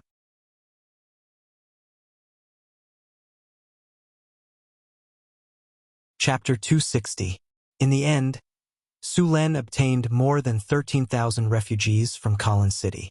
To prevent any unforeseen events, Sulen directly brought these refugees to Blackstone Fortress.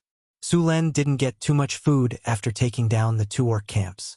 The orcs wouldn't waste food here. Luckily, the northern city had more food than they could eat. When Sulen set off from the northern city, he brought a large amount of food with him. The soldiers who escorted the refugees to the northern city would also bring some food with them when they left. So even though Sulen had gathered a large number of refugees, he still had plenty of food. After resting for a day in the Blackstone Fortress, he let the refugees rest for a day before beginning the migration to the northern city. The siege of Cult City was still in full swing. However, the rear of the orc army was also not stable. In order to get more people, Sulen began to continuously attack the camps where the human slaves were kept. In just half a month, 3 of the orc army's camps had been breached. The casualties were not serious, but the human slaves they had captured had all been taken away. This made the orcs, who had high morale, very angry. In order to deal with this situation, the orcs began to search the wasteland. They also deliberately transferred 5,000 wolf riders from the front line. The effect of a wolf rider in a siege was limited. They were basically harassing and chasing. Thus, Chieftain Rogthus sent the wolf riders to the rear. Sulen didn't care about these wolf riders. He had the system's strategic map in hand, so he could easily avoid these wolf riders. In addition, the harpies in the northern city were scouting from the sky. The entire battlefield could be said to be transparent to Sulen. With this, Sulen was like a fish in water in the northern provinces. In order to attract the attention of the orc army, Sulen purposely led a small group of soldiers to harass the orc supply line and attack the orc supply line. This seriously affected the orc army's supply line. The wolf riders wanted to follow behind Sulen, but they could only eat his dust. With the help of the harpies and the strategic map, Sulen even pretended to attack a supply line to lure the nearby orc camp to help. Then, he ambushed the reinforcements sent by the orc camp. It didn't take him much effort to defeat a 2,000 orc army. By the time the orcs left with the supply line, Sulen had already swaggered away with the refugees he saved from the camp. Of course, Sulen could play around with the orc army because he had the system and the harpies' help. At the same time, the main force of the orc army was fighting against the humans in Cult City. They couldn't transfer the entire army to encircle Sulen. They could only let the wolf riders cooperate with the orcs in encirclement, but the effect wasn't good. Cult City. More than 80,000 orcs had completely surrounded the largest city in the northern provinces. The siege had been going on for half a month. Both sides had suffered heavy casualties, but overall, the orcs had the upper hand.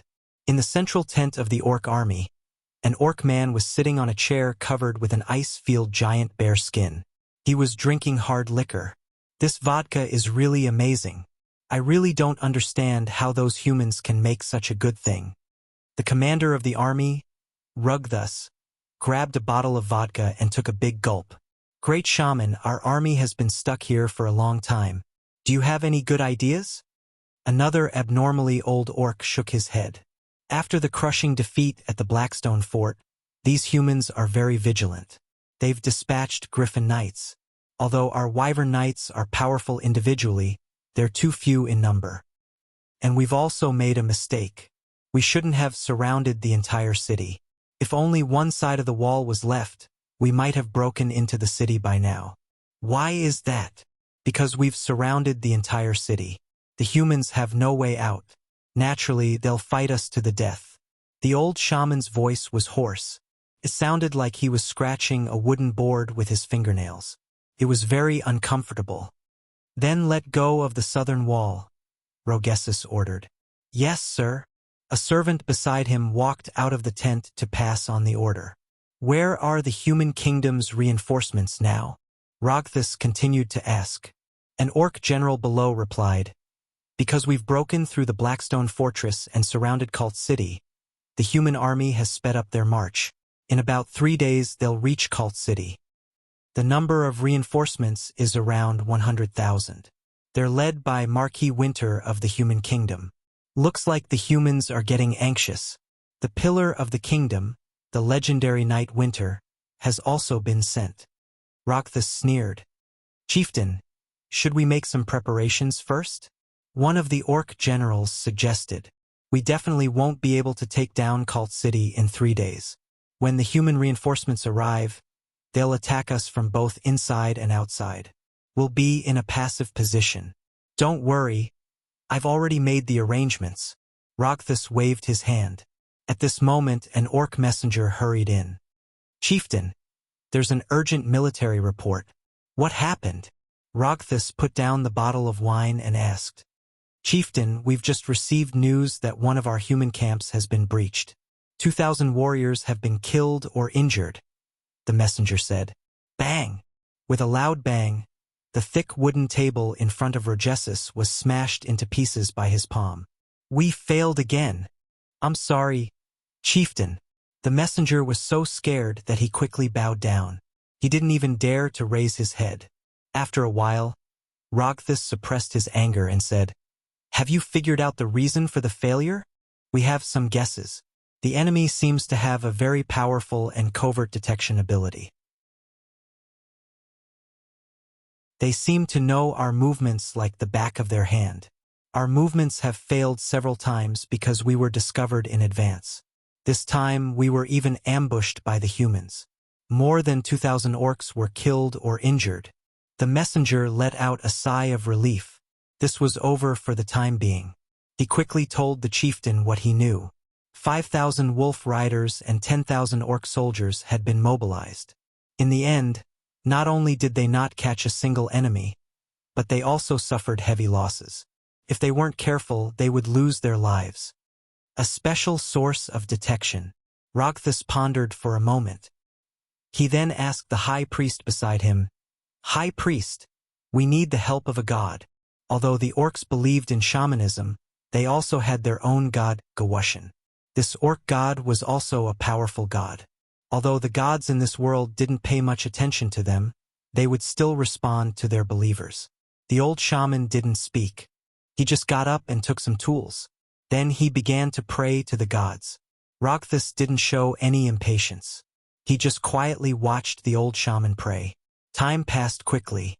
After about an hour, the prayer finally ended. The old shaman moved his body and slowly got up. "Father God told me that the enemy uses harpies for reconnaissance, and they have a strange ability to detect enemies within a range of 20 kilometers. Harpies." Rogthus muttered to himself for a moment. "I'll assign the wyverns to your 2 teams. With them, I think you should know what to do. I want you to eliminate that rat as soon as possible." The herald was overjoyed when he heard that Rogesis had allocated 2 teams of wyvern knights. He immediately patted his chest and promised, "Don't worry, Patriarch. This time we will definitely get rid of those rats." Rogthus smiled and said, "Then it's settled. I'll wait for your good news." Barton, an orc with a body that wasn't considered strong among the orcs, but he looked very well proportioned. He walked out. "Patriarch, Barton is ready for your orders." Although wyverns could fly, their carrying capacity was limited. Therefore, each wyvern knight couldn't be too strong. However, in order to deal with the war, they had to be strong and skilled in martial arts. You take 2 teams of wyvern knights and join the encirclement of that rat. Kill that rat as soon as possible. Do you understand? As you wish. Barton beat his chest with his right hand and performed an orc military salute. "Patriarch, don't worry. As long as we cut out those harpies, we will definitely kill those rats in the shortest time possible." The herald said confidently, "This is your last chance. If you can't do it, then go and repent to Father God." Rogthus said coldly. His tone was like the cold wind from a glacier, making people feel cold all over. "Yes, yes." The herald's body trembled a few times. Then he bowed and left the tent. When he came out, he discovered that his body was covered in cold sweat. Sulen was escorting a large number of refugee slaves with his team. After eating the 2,000 orc army, the orcs finally became well-behaved. They all tightly guarded their camp and didn't attack again. Sulen took advantage of this time to continuously recruit refugees. Many villages outside the city fled when the orcs raided. Now that Sulen defeated the orcs, these people naturally followed Sulen. In this era, there was an unwritten agreement between the nobles and their subjects. That was, the subjects worked for the lord and paid taxes, but the lord had to guarantee the safety of the subjects. If they couldn't do it, then the lord would gradually lose the hearts of the people, and the subjects would scatter. This kind of situation was very rare in the south of the kingdom. After all, there were very few wars in the south. However, in the north, this agreement was still very important. Sulen easily recruited a large number of people.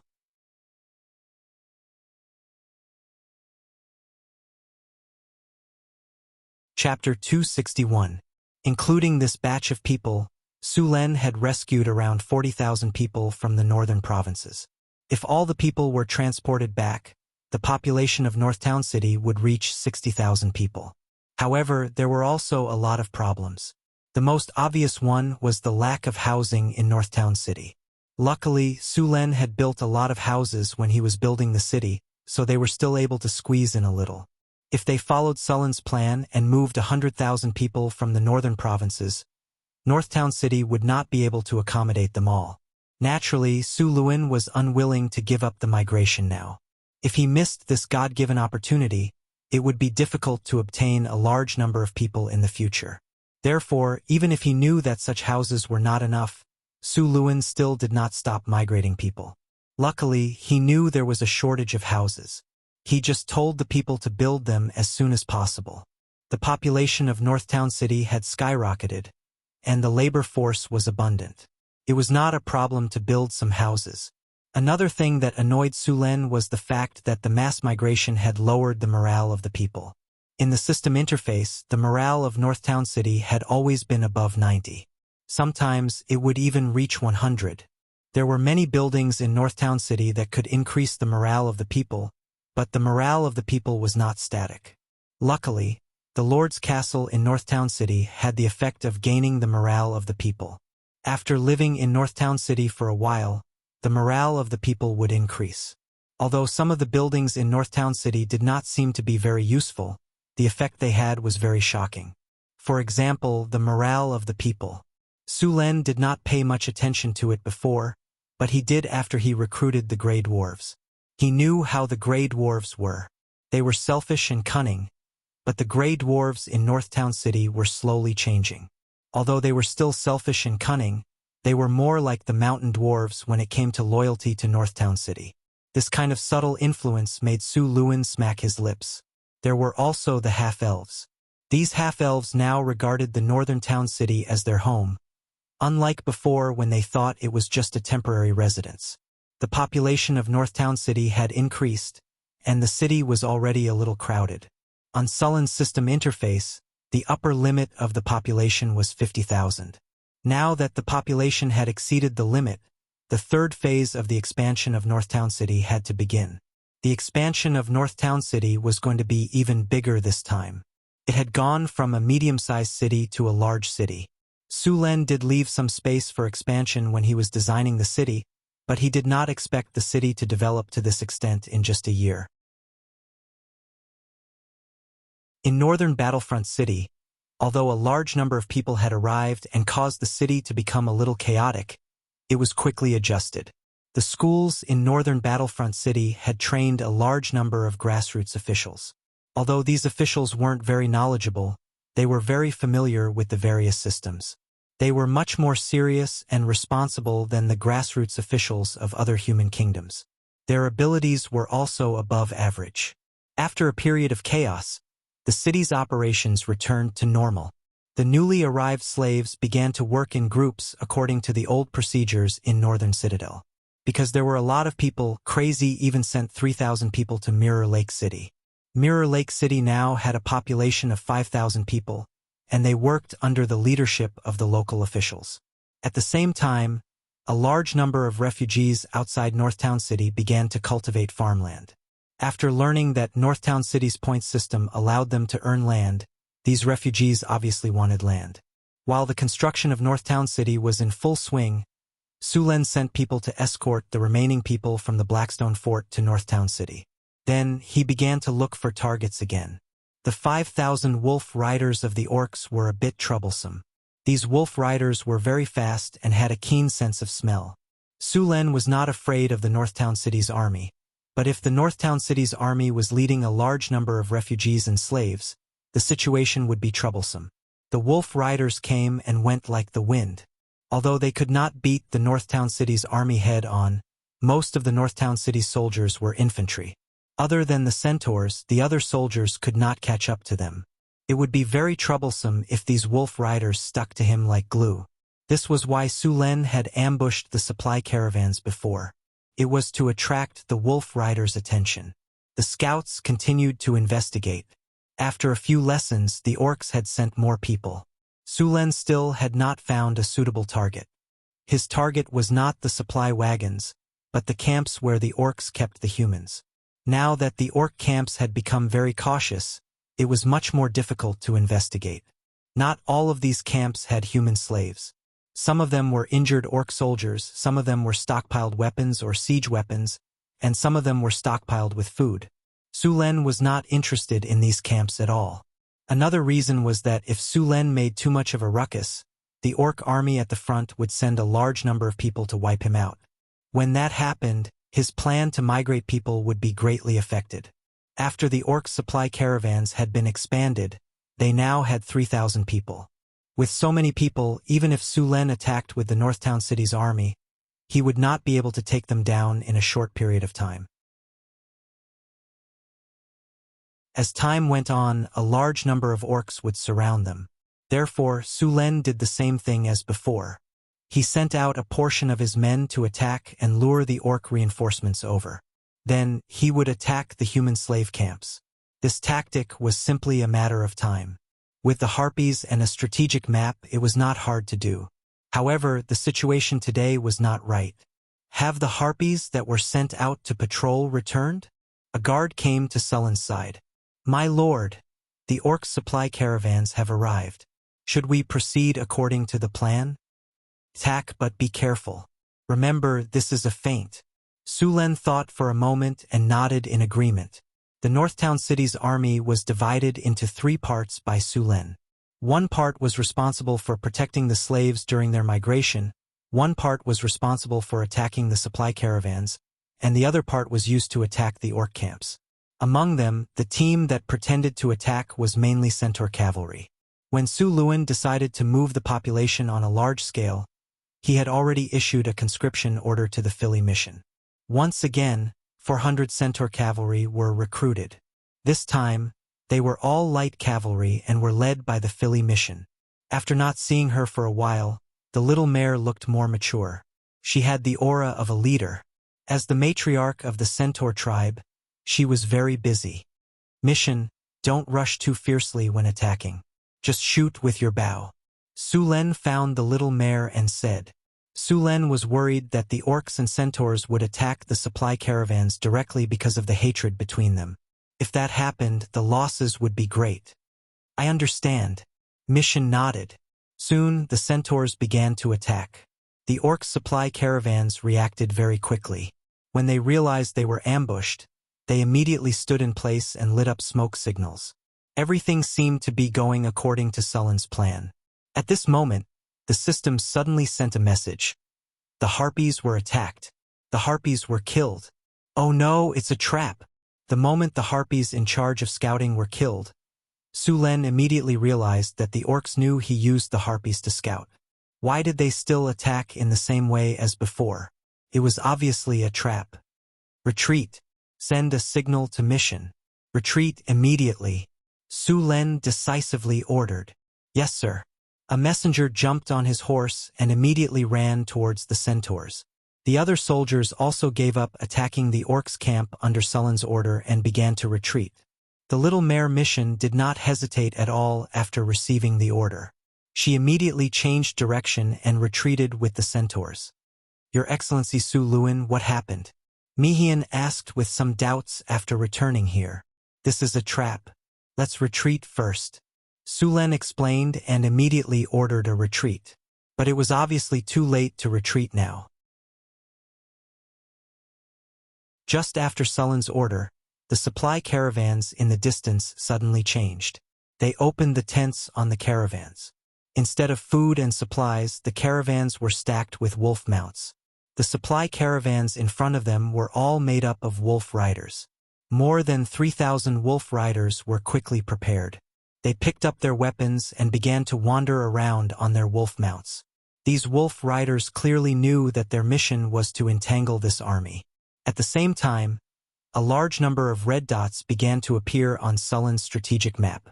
From the map, the orcs' army had already surrounded Sulen's army on all sides. "I really didn't expect this. We've been hunting geese all day long. This time we've been pecked in the eye by the orcs." Sulen's face was a bit ugly.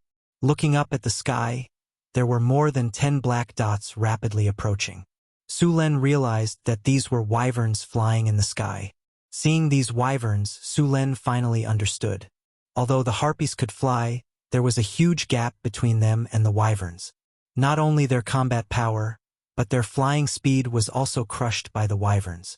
The harpies' flying speed was not as fast as the wyverns. In order to eliminate him, the orcs had already transferred wyverns from the front line.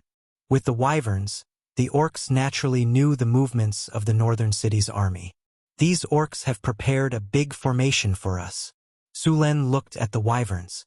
Although they were surrounded on all sides, Su Len didn't look nervous at all. Do you really think you can win? Su Len sneered. Order all soldiers to launch a surprise attack on the wolf riders. We'll kill our way out this time. The trap is indeed useful, but be careful. The prey you've caught might be a giant dragon.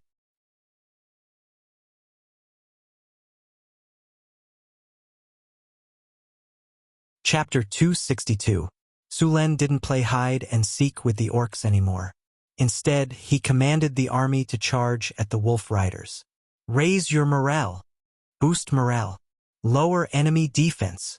After a few flashes of light, the morale of the northern city army was boosted. They sped up and charged at the wolf riders. Seeing the human army charging at them, the orcs weren't scared. Instead, they were happy. They had spent a lot of time and effort to catch these rats. Now that they finally caught them, how could they let them go so easily? Alex and his harpies arrived just as the soldiers of Northgard City were charging forward. The harpies had been hiding nearby for the sake of ambushing the enemy. Now that they had discovered it was a trap, they had no choice but to take it out on the spot. The 3,000 orc wolf riders didn't realize what was different about the human soldiers they were facing. In their minds, the humans weren't strong at all. They could only hide behind the city walls and shoot arrows. Ever since they took down the Blackstone Fortress, the orcs had never lost a battle in the wild. Against the humans, the orcs had a psychological advantage. Seeing the humans charging at them, the wolf riders weren't afraid at all. They roared and charged forward, completely abandoning the mobility of the cavalry. However, compared to the human cavalry, the wolf riders' charge was still very strong. Plus, the orcs all used heavy weapons so they could charge like heavy cavalry. I finally caught you rats. Brooks sneered. He looked at the human army charging at them and said, I thought this guy was a big shot, but now it seems like he's just relying on his detection ability. At this moment, the sound of wings flapping came from the sky. Looking up, a few thousand harpies were flying over from the forest not far away. Seeing this, Brooks' face changed. Damn it, why are there so many harpies? But before he could figure it out, the human army of the northern city had already charged up. Wind tornado. 2 tornadoes appeared and quickly charged at the orc wolf riders. The tornadoes picked up a lot of dust and other debris. The wolf riders couldn't help but close their eyes. At this moment, the front line of both sides officially came into contact.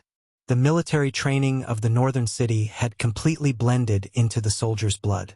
Even if they were charging, the spearmen could still form a formation. The 3-meter-long spears formed a spear formation that showed their power as they charged forward. The first row of wolf riders were instantly pierced by the spears, and they didn't seem to have any intention of stopping. They continued to charge forward, and the orc wolf riders in the front row suffered heavy losses in just one clash. Behind the spearmen, the archers of the northern city were also ready. 500 archers knocked their arrows and shot 45 degrees into the sky. The arrows flew past the spearmen and accurately landed on the head of the orc wolf riders. These unarmored orc wolf riders were hit by the arrows. The bows used by the northern city were made by the gnomes and centaurs. Not only did they have a long range, but their power was also far beyond human bows. Even if they were shot at a high angle, they could still pierce through scale armor. On top of that, these orc wolf riders weren't wearing any armor at all. A large number of orc wolf riders were hit by the rain of arrows. The 2 heavy punches in a row stunned the orcs. Before they could react, the harpies had already arrived above the orc wolf riders. In the next second, a large number of rocks came crashing down from the sky. The fist-sized rocks fell down like hailstones. For a moment, the orc army was bleeding profusely. The charging formation was smashed to pieces, and a large number of orcs were injured by the rocks. The orc army was like wheat being cut down. Row after row of orcs fell. The spear formation of the northern city didn't show any signs of stopping. The 3-meter-long spears were like candied haws on a stick, continuously piercing through orcs one after another. As a qualified general, Brooks finally reacted under the continuous attacks. He loudly yelled out orders. Throwing axes! Throwing axes! The orc wolf riders weren't equipped with bows, but they were equipped with throwing axes. When they were charging, they were very powerful. The spinning axes could break through armor at close range, and if they hit a vital point, they would either be killed or heavily injured. Of course, not all wolf riders were equipped with throwing axes. For the orcs who lacked iron or throwing axes were a consumable item. They couldn't be used on a large scale. After hearing the order, the wolf riders all grabbed the axes at their waists and wanted to throw them forward. However, the wolf riders' formation was already scattered, and there were only a few throwing axes. Apart from a few unlucky ones that got hit, they didn't do much. On the contrary, under the continuous attacks of the arrows and the harpies, the orc wolf riders suffered heavy casualties. When the northern city army was charging, the Little Mare mission had already brought the centaurs to the flank of the orcs. 800 centaurs directly rushed up from the flank. At the very front were 200 centaur heavy cavalry in iron armor. These centaurs were tall and strong, and their iron armor shone with a cold light. When they ran, they were like tanks, destroying the flanks of the orcs. Wherever they went, the orc wolf riders' corpses were strewn everywhere. They didn't have any power to fight back at all. Facing such a situation, Brix was horrified to discover that the orc wolf riders had completely collapsed in just a dozen minutes. The orc wolf riders that he had been relying on were like paper tigers in the face of the human army's charge, and they were easily broken by the human army. The orc wolf riders that had suffered heavy losses began to collapse on a large scale. However, at this time, both sides were completely entangled. It was easier said than done to escape from the battle, not to mention the centaurs and the harpies were constantly attacking from the sky. In the end, only a small number of wolf riders managed to escape. The rest were all killed on the battlefield. The entire battle only took 30 minutes from start to finish. Sulen didn't let the army rest. At this time, on the strategic map, the orc army was getting closer and closer while the northern city army and the wolf riders were fighting. From the map, the orcs had mobilized more than 20,000 orc soldiers and 3,000 wolf riders to surround the northern city army. According to their idea, the wolf riders were responsible for stopping the human army after discovering them and not giving them a chance to escape. In the orcs' eyes, 3,000 wolf riders was a distraction. Even if they couldn't win, they wouldn't lose either.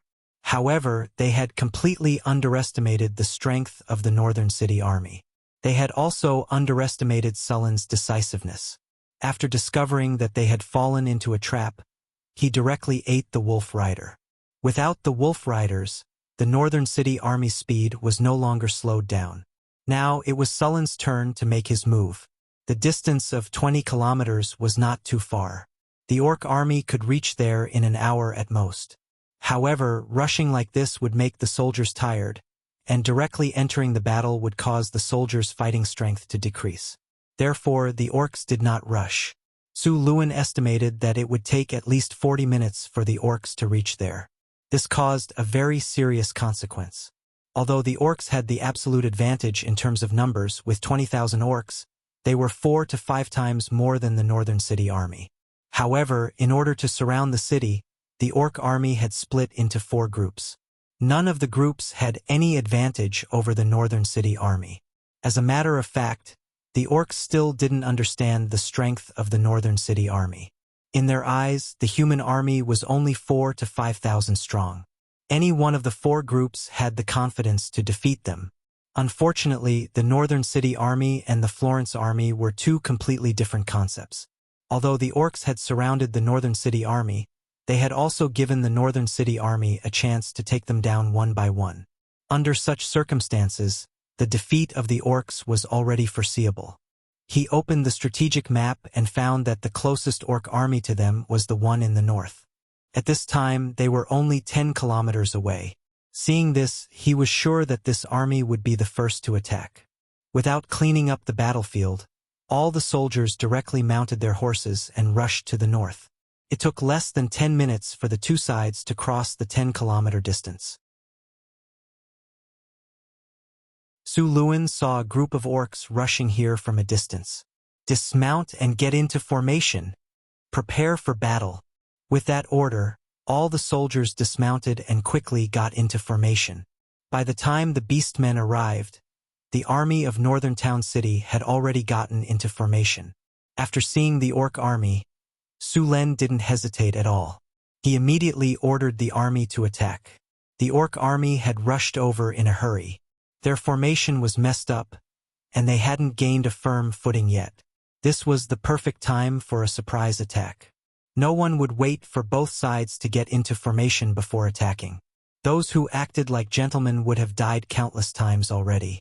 At the same time, the spear formation was at the front, the archers were at the back, and the centaurs were at the flanks. The barbarian guards were even more powerful. The first to make contact were still the harpies. With their wings, they had the fastest mobility on the battlefield. More than 2,000 harpies flew above the orc army, and then a large number of stones were thrown down. Although the orc army had conquered many human cities and obtained a large number of armor and equipment, it was still not enough for everyone to have one. Only a small portion of the orcs were wearing iron armor. The rest were either inlaid with iron scales or leather armor. Their weapons and equipment were also varied. They couldn't do anything against the attacks of the harpies. Rocks rained down from the sky, smashing the heads of the orcs who didn't have metal helmets. The orc army that was already in a mess quickly dodged the rocks, and their formation became even more chaotic. Seeing this, Su Luan didn't want to miss this opportunity. The army of North Town City took this opportunity to launch an assault. The orc army's defense line was directly torn apart under the attack.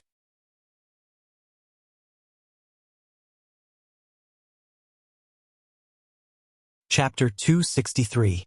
The Northern Citadel's pikemen had been through a lot of battles. Even the weakest pikemen were elite pikemen. The backbone of the army was the heavy armored pikemen. These heavy armored pikemen had all reached the level of knights. In the kingdom of Florence, a knight was at least a centurion. These heavy armored pikemen were very strong in close combat. They were much stronger than the orc infantry. Only the elite orc warriors could fight them, but there weren't many of them. Not to mention, the Northern Citadel's army was well equipped, while most of the orcs only had leather armor. Under these circumstances, the orcs were no match for the Northern Citadel's army. The orcs originally wanted to kill the humans with their axes, but their vision blurred. They felt a sharp pain in their chest, and the energy in their bodies was quickly drained away. Then, they fell into an endless darkness. The barbarian warriors in the Northern Battlefront City army were even more desperate.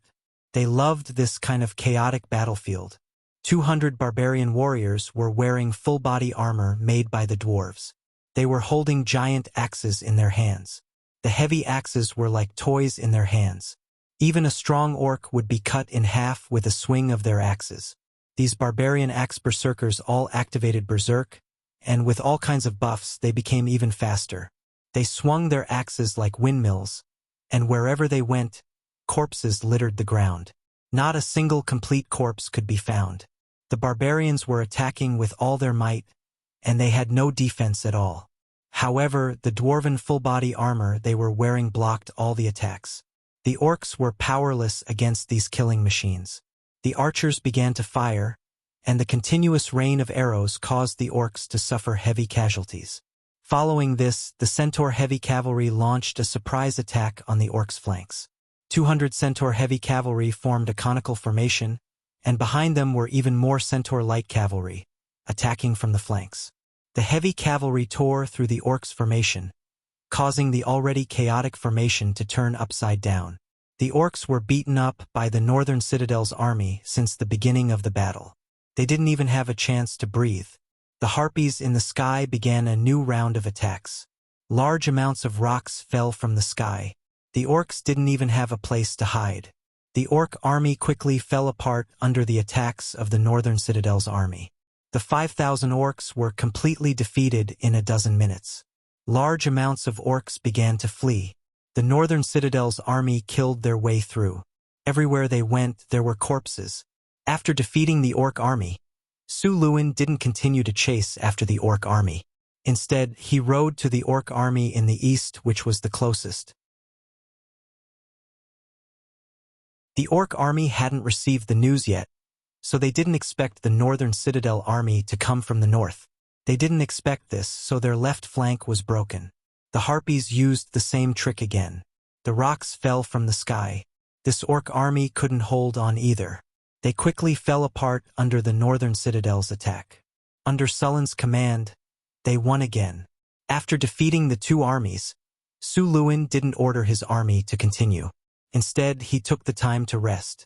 Although the results of the two successful raids were glorious, it was also a test of the stamina of the soldiers of Northtown City.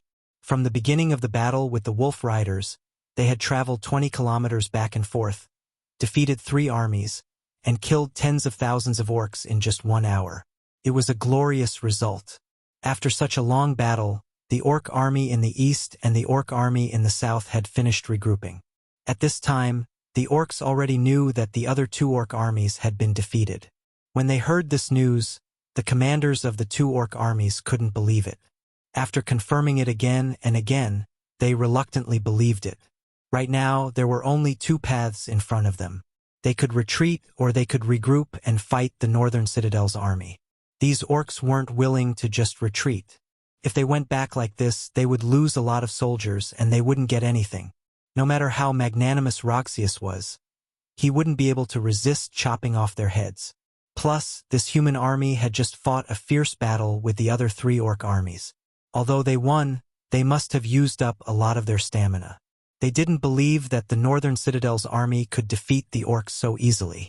Therefore, they thought that the northern citadel's army was already at the end of their rope. They couldn't retreat at this time. After a simple discussion, the 2 orc armies merged and charged toward the northern citadel's army. Su Len wasn't surprised by their decision at all. If it was a human, they would most likely retreat.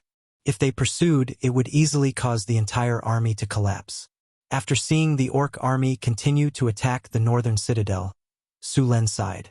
If the orcs really retreated, Su Len would definitely chase after them. At that time, with the help of the harpies and the centaurs, he was 100% sure that he could defeat the orc army while they were retreating. At that time, all he had to do was chase after them. Since the orcs didn't run, they could only fight. The continuous victories had boosted the morale of the northern citadel's army. At the same time, they had a psychological advantage against the orcs. Seeing the orc army advancing, Su Len began to rearrange his formation. When the orcs arrived, the northern citadel's army was already waiting for them.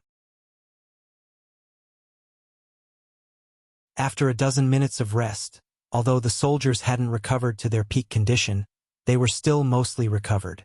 Their morale didn't drop at all when facing the orc army of over 10,000. The orcs were even more surprised when they saw the northern battlefront city's army. It was completely different from what they thought the human army would be at the end of their rope. Su Len didn't give them a chance to think. He immediately launched the attack.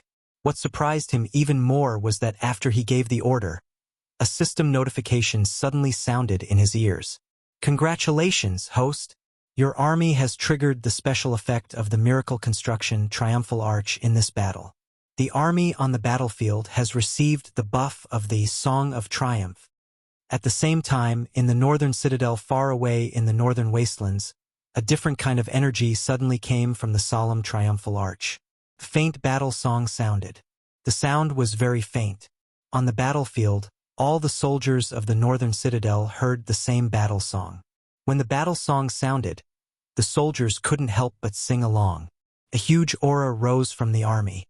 Their tired bodies immediately became full of energy. It was as if their bodies had endless energy. The passionate battle song made the blood of the northern citadel's army boil. At the same time, the orc army's morale unknowingly dropped. Seeing this situation, Su Len didn't hesitate and launched the first attack. The northern citadel's army that had been buffed to the max launched a surprise attack. The orcs didn't show any weakness and also rushed up. As soon as they came into contact, a fierce battle broke out. At the same time, in the sky, just as the harpies were about to launch a surprise attack, a team of wyvern knights rushed over. Although there were only 12 wyvern knights, they weren't afraid in the slightest when facing the harpies. After all, wyverns were rank 3 extraordinary creatures. In addition to the rank 3 orc knights, even the harpies weren't a match for them except for Alex. The flying ability of the harpies didn't have any advantage when facing the wyverns. Compared to the wyverns, they were like children who had just learned how to walk. In just one contact, 20 or so harpies fell from the sky. It looked like they wouldn't survive. "You all deserve to die." Seeing his own people being wantonly slaughtered, Alex was furious. Wind blade flurry. Slow. Repeating fireball. Thunderstorm. Several flashes of light appeared in a row. A dozen wind blades appeared out of thin air and quickly flew towards the wyverns.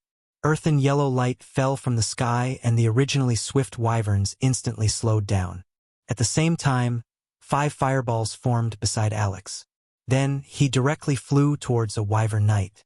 A large amount of lightning energy gathered in the sky, and in the next second, a dazzling lightning suddenly burst out. A dozen wind blades rushed to the wyvern's side. The beastman knight sitting on the wyvern wanted to dodge, but his body sank and he missed the opportunity. The 3-meter-long lance in his hand hurriedly smashed at the wind blade. The lance, which had been activated with life energy, collided with the wind blade and directly exploded. Just as they didn't have time to relax, a fireball had already arrived in front of them. The wyverns quickly dodged, but these fireballs directly exploded beside them and the flames instantly enveloped them. Powerful lightning energy exploded in the air and lightning snakes splashed in the sky. A few wyvern knights were directly electrocuted and numbed. Even the wyverns started falling from the lightning. Fortunately, these wyverns had good resistances. When they were about to fall, the numbing effect finally disappeared and they avoided the danger of falling to their deaths. However, the others weren't so lucky. 2 wyverns that recovered a bit late didn't have time to adjust and fell to the ground. Even with the physique of wyverns, falling from such a high altitude would cause their bones to break. One of their wings was broken and their bodies were fractured in many places. Seeing this situation, the centaur knights wandering around the periphery directly rushed up and easily killed the confused orcs before they could react. The wyvern knights that were hit by the repeating fireball were burned by the flames. The shockwave swept across and their bodies also started falling. However, they quickly regained their balance. After all, the shockwave produced by the explosion had limited effects. Whoosh, whoosh, whoosh. At this time, a few javelins suddenly flew out from the Northgard city's army. These javelins were powerful and heavy and instantly hit the wyverns. These wyverns stiffened and then accelerated their fall. You're tuning in to the Journey of the Soul YouTube channel. Don't forget to subscribe and join us on this journey to catch the most captivating stories.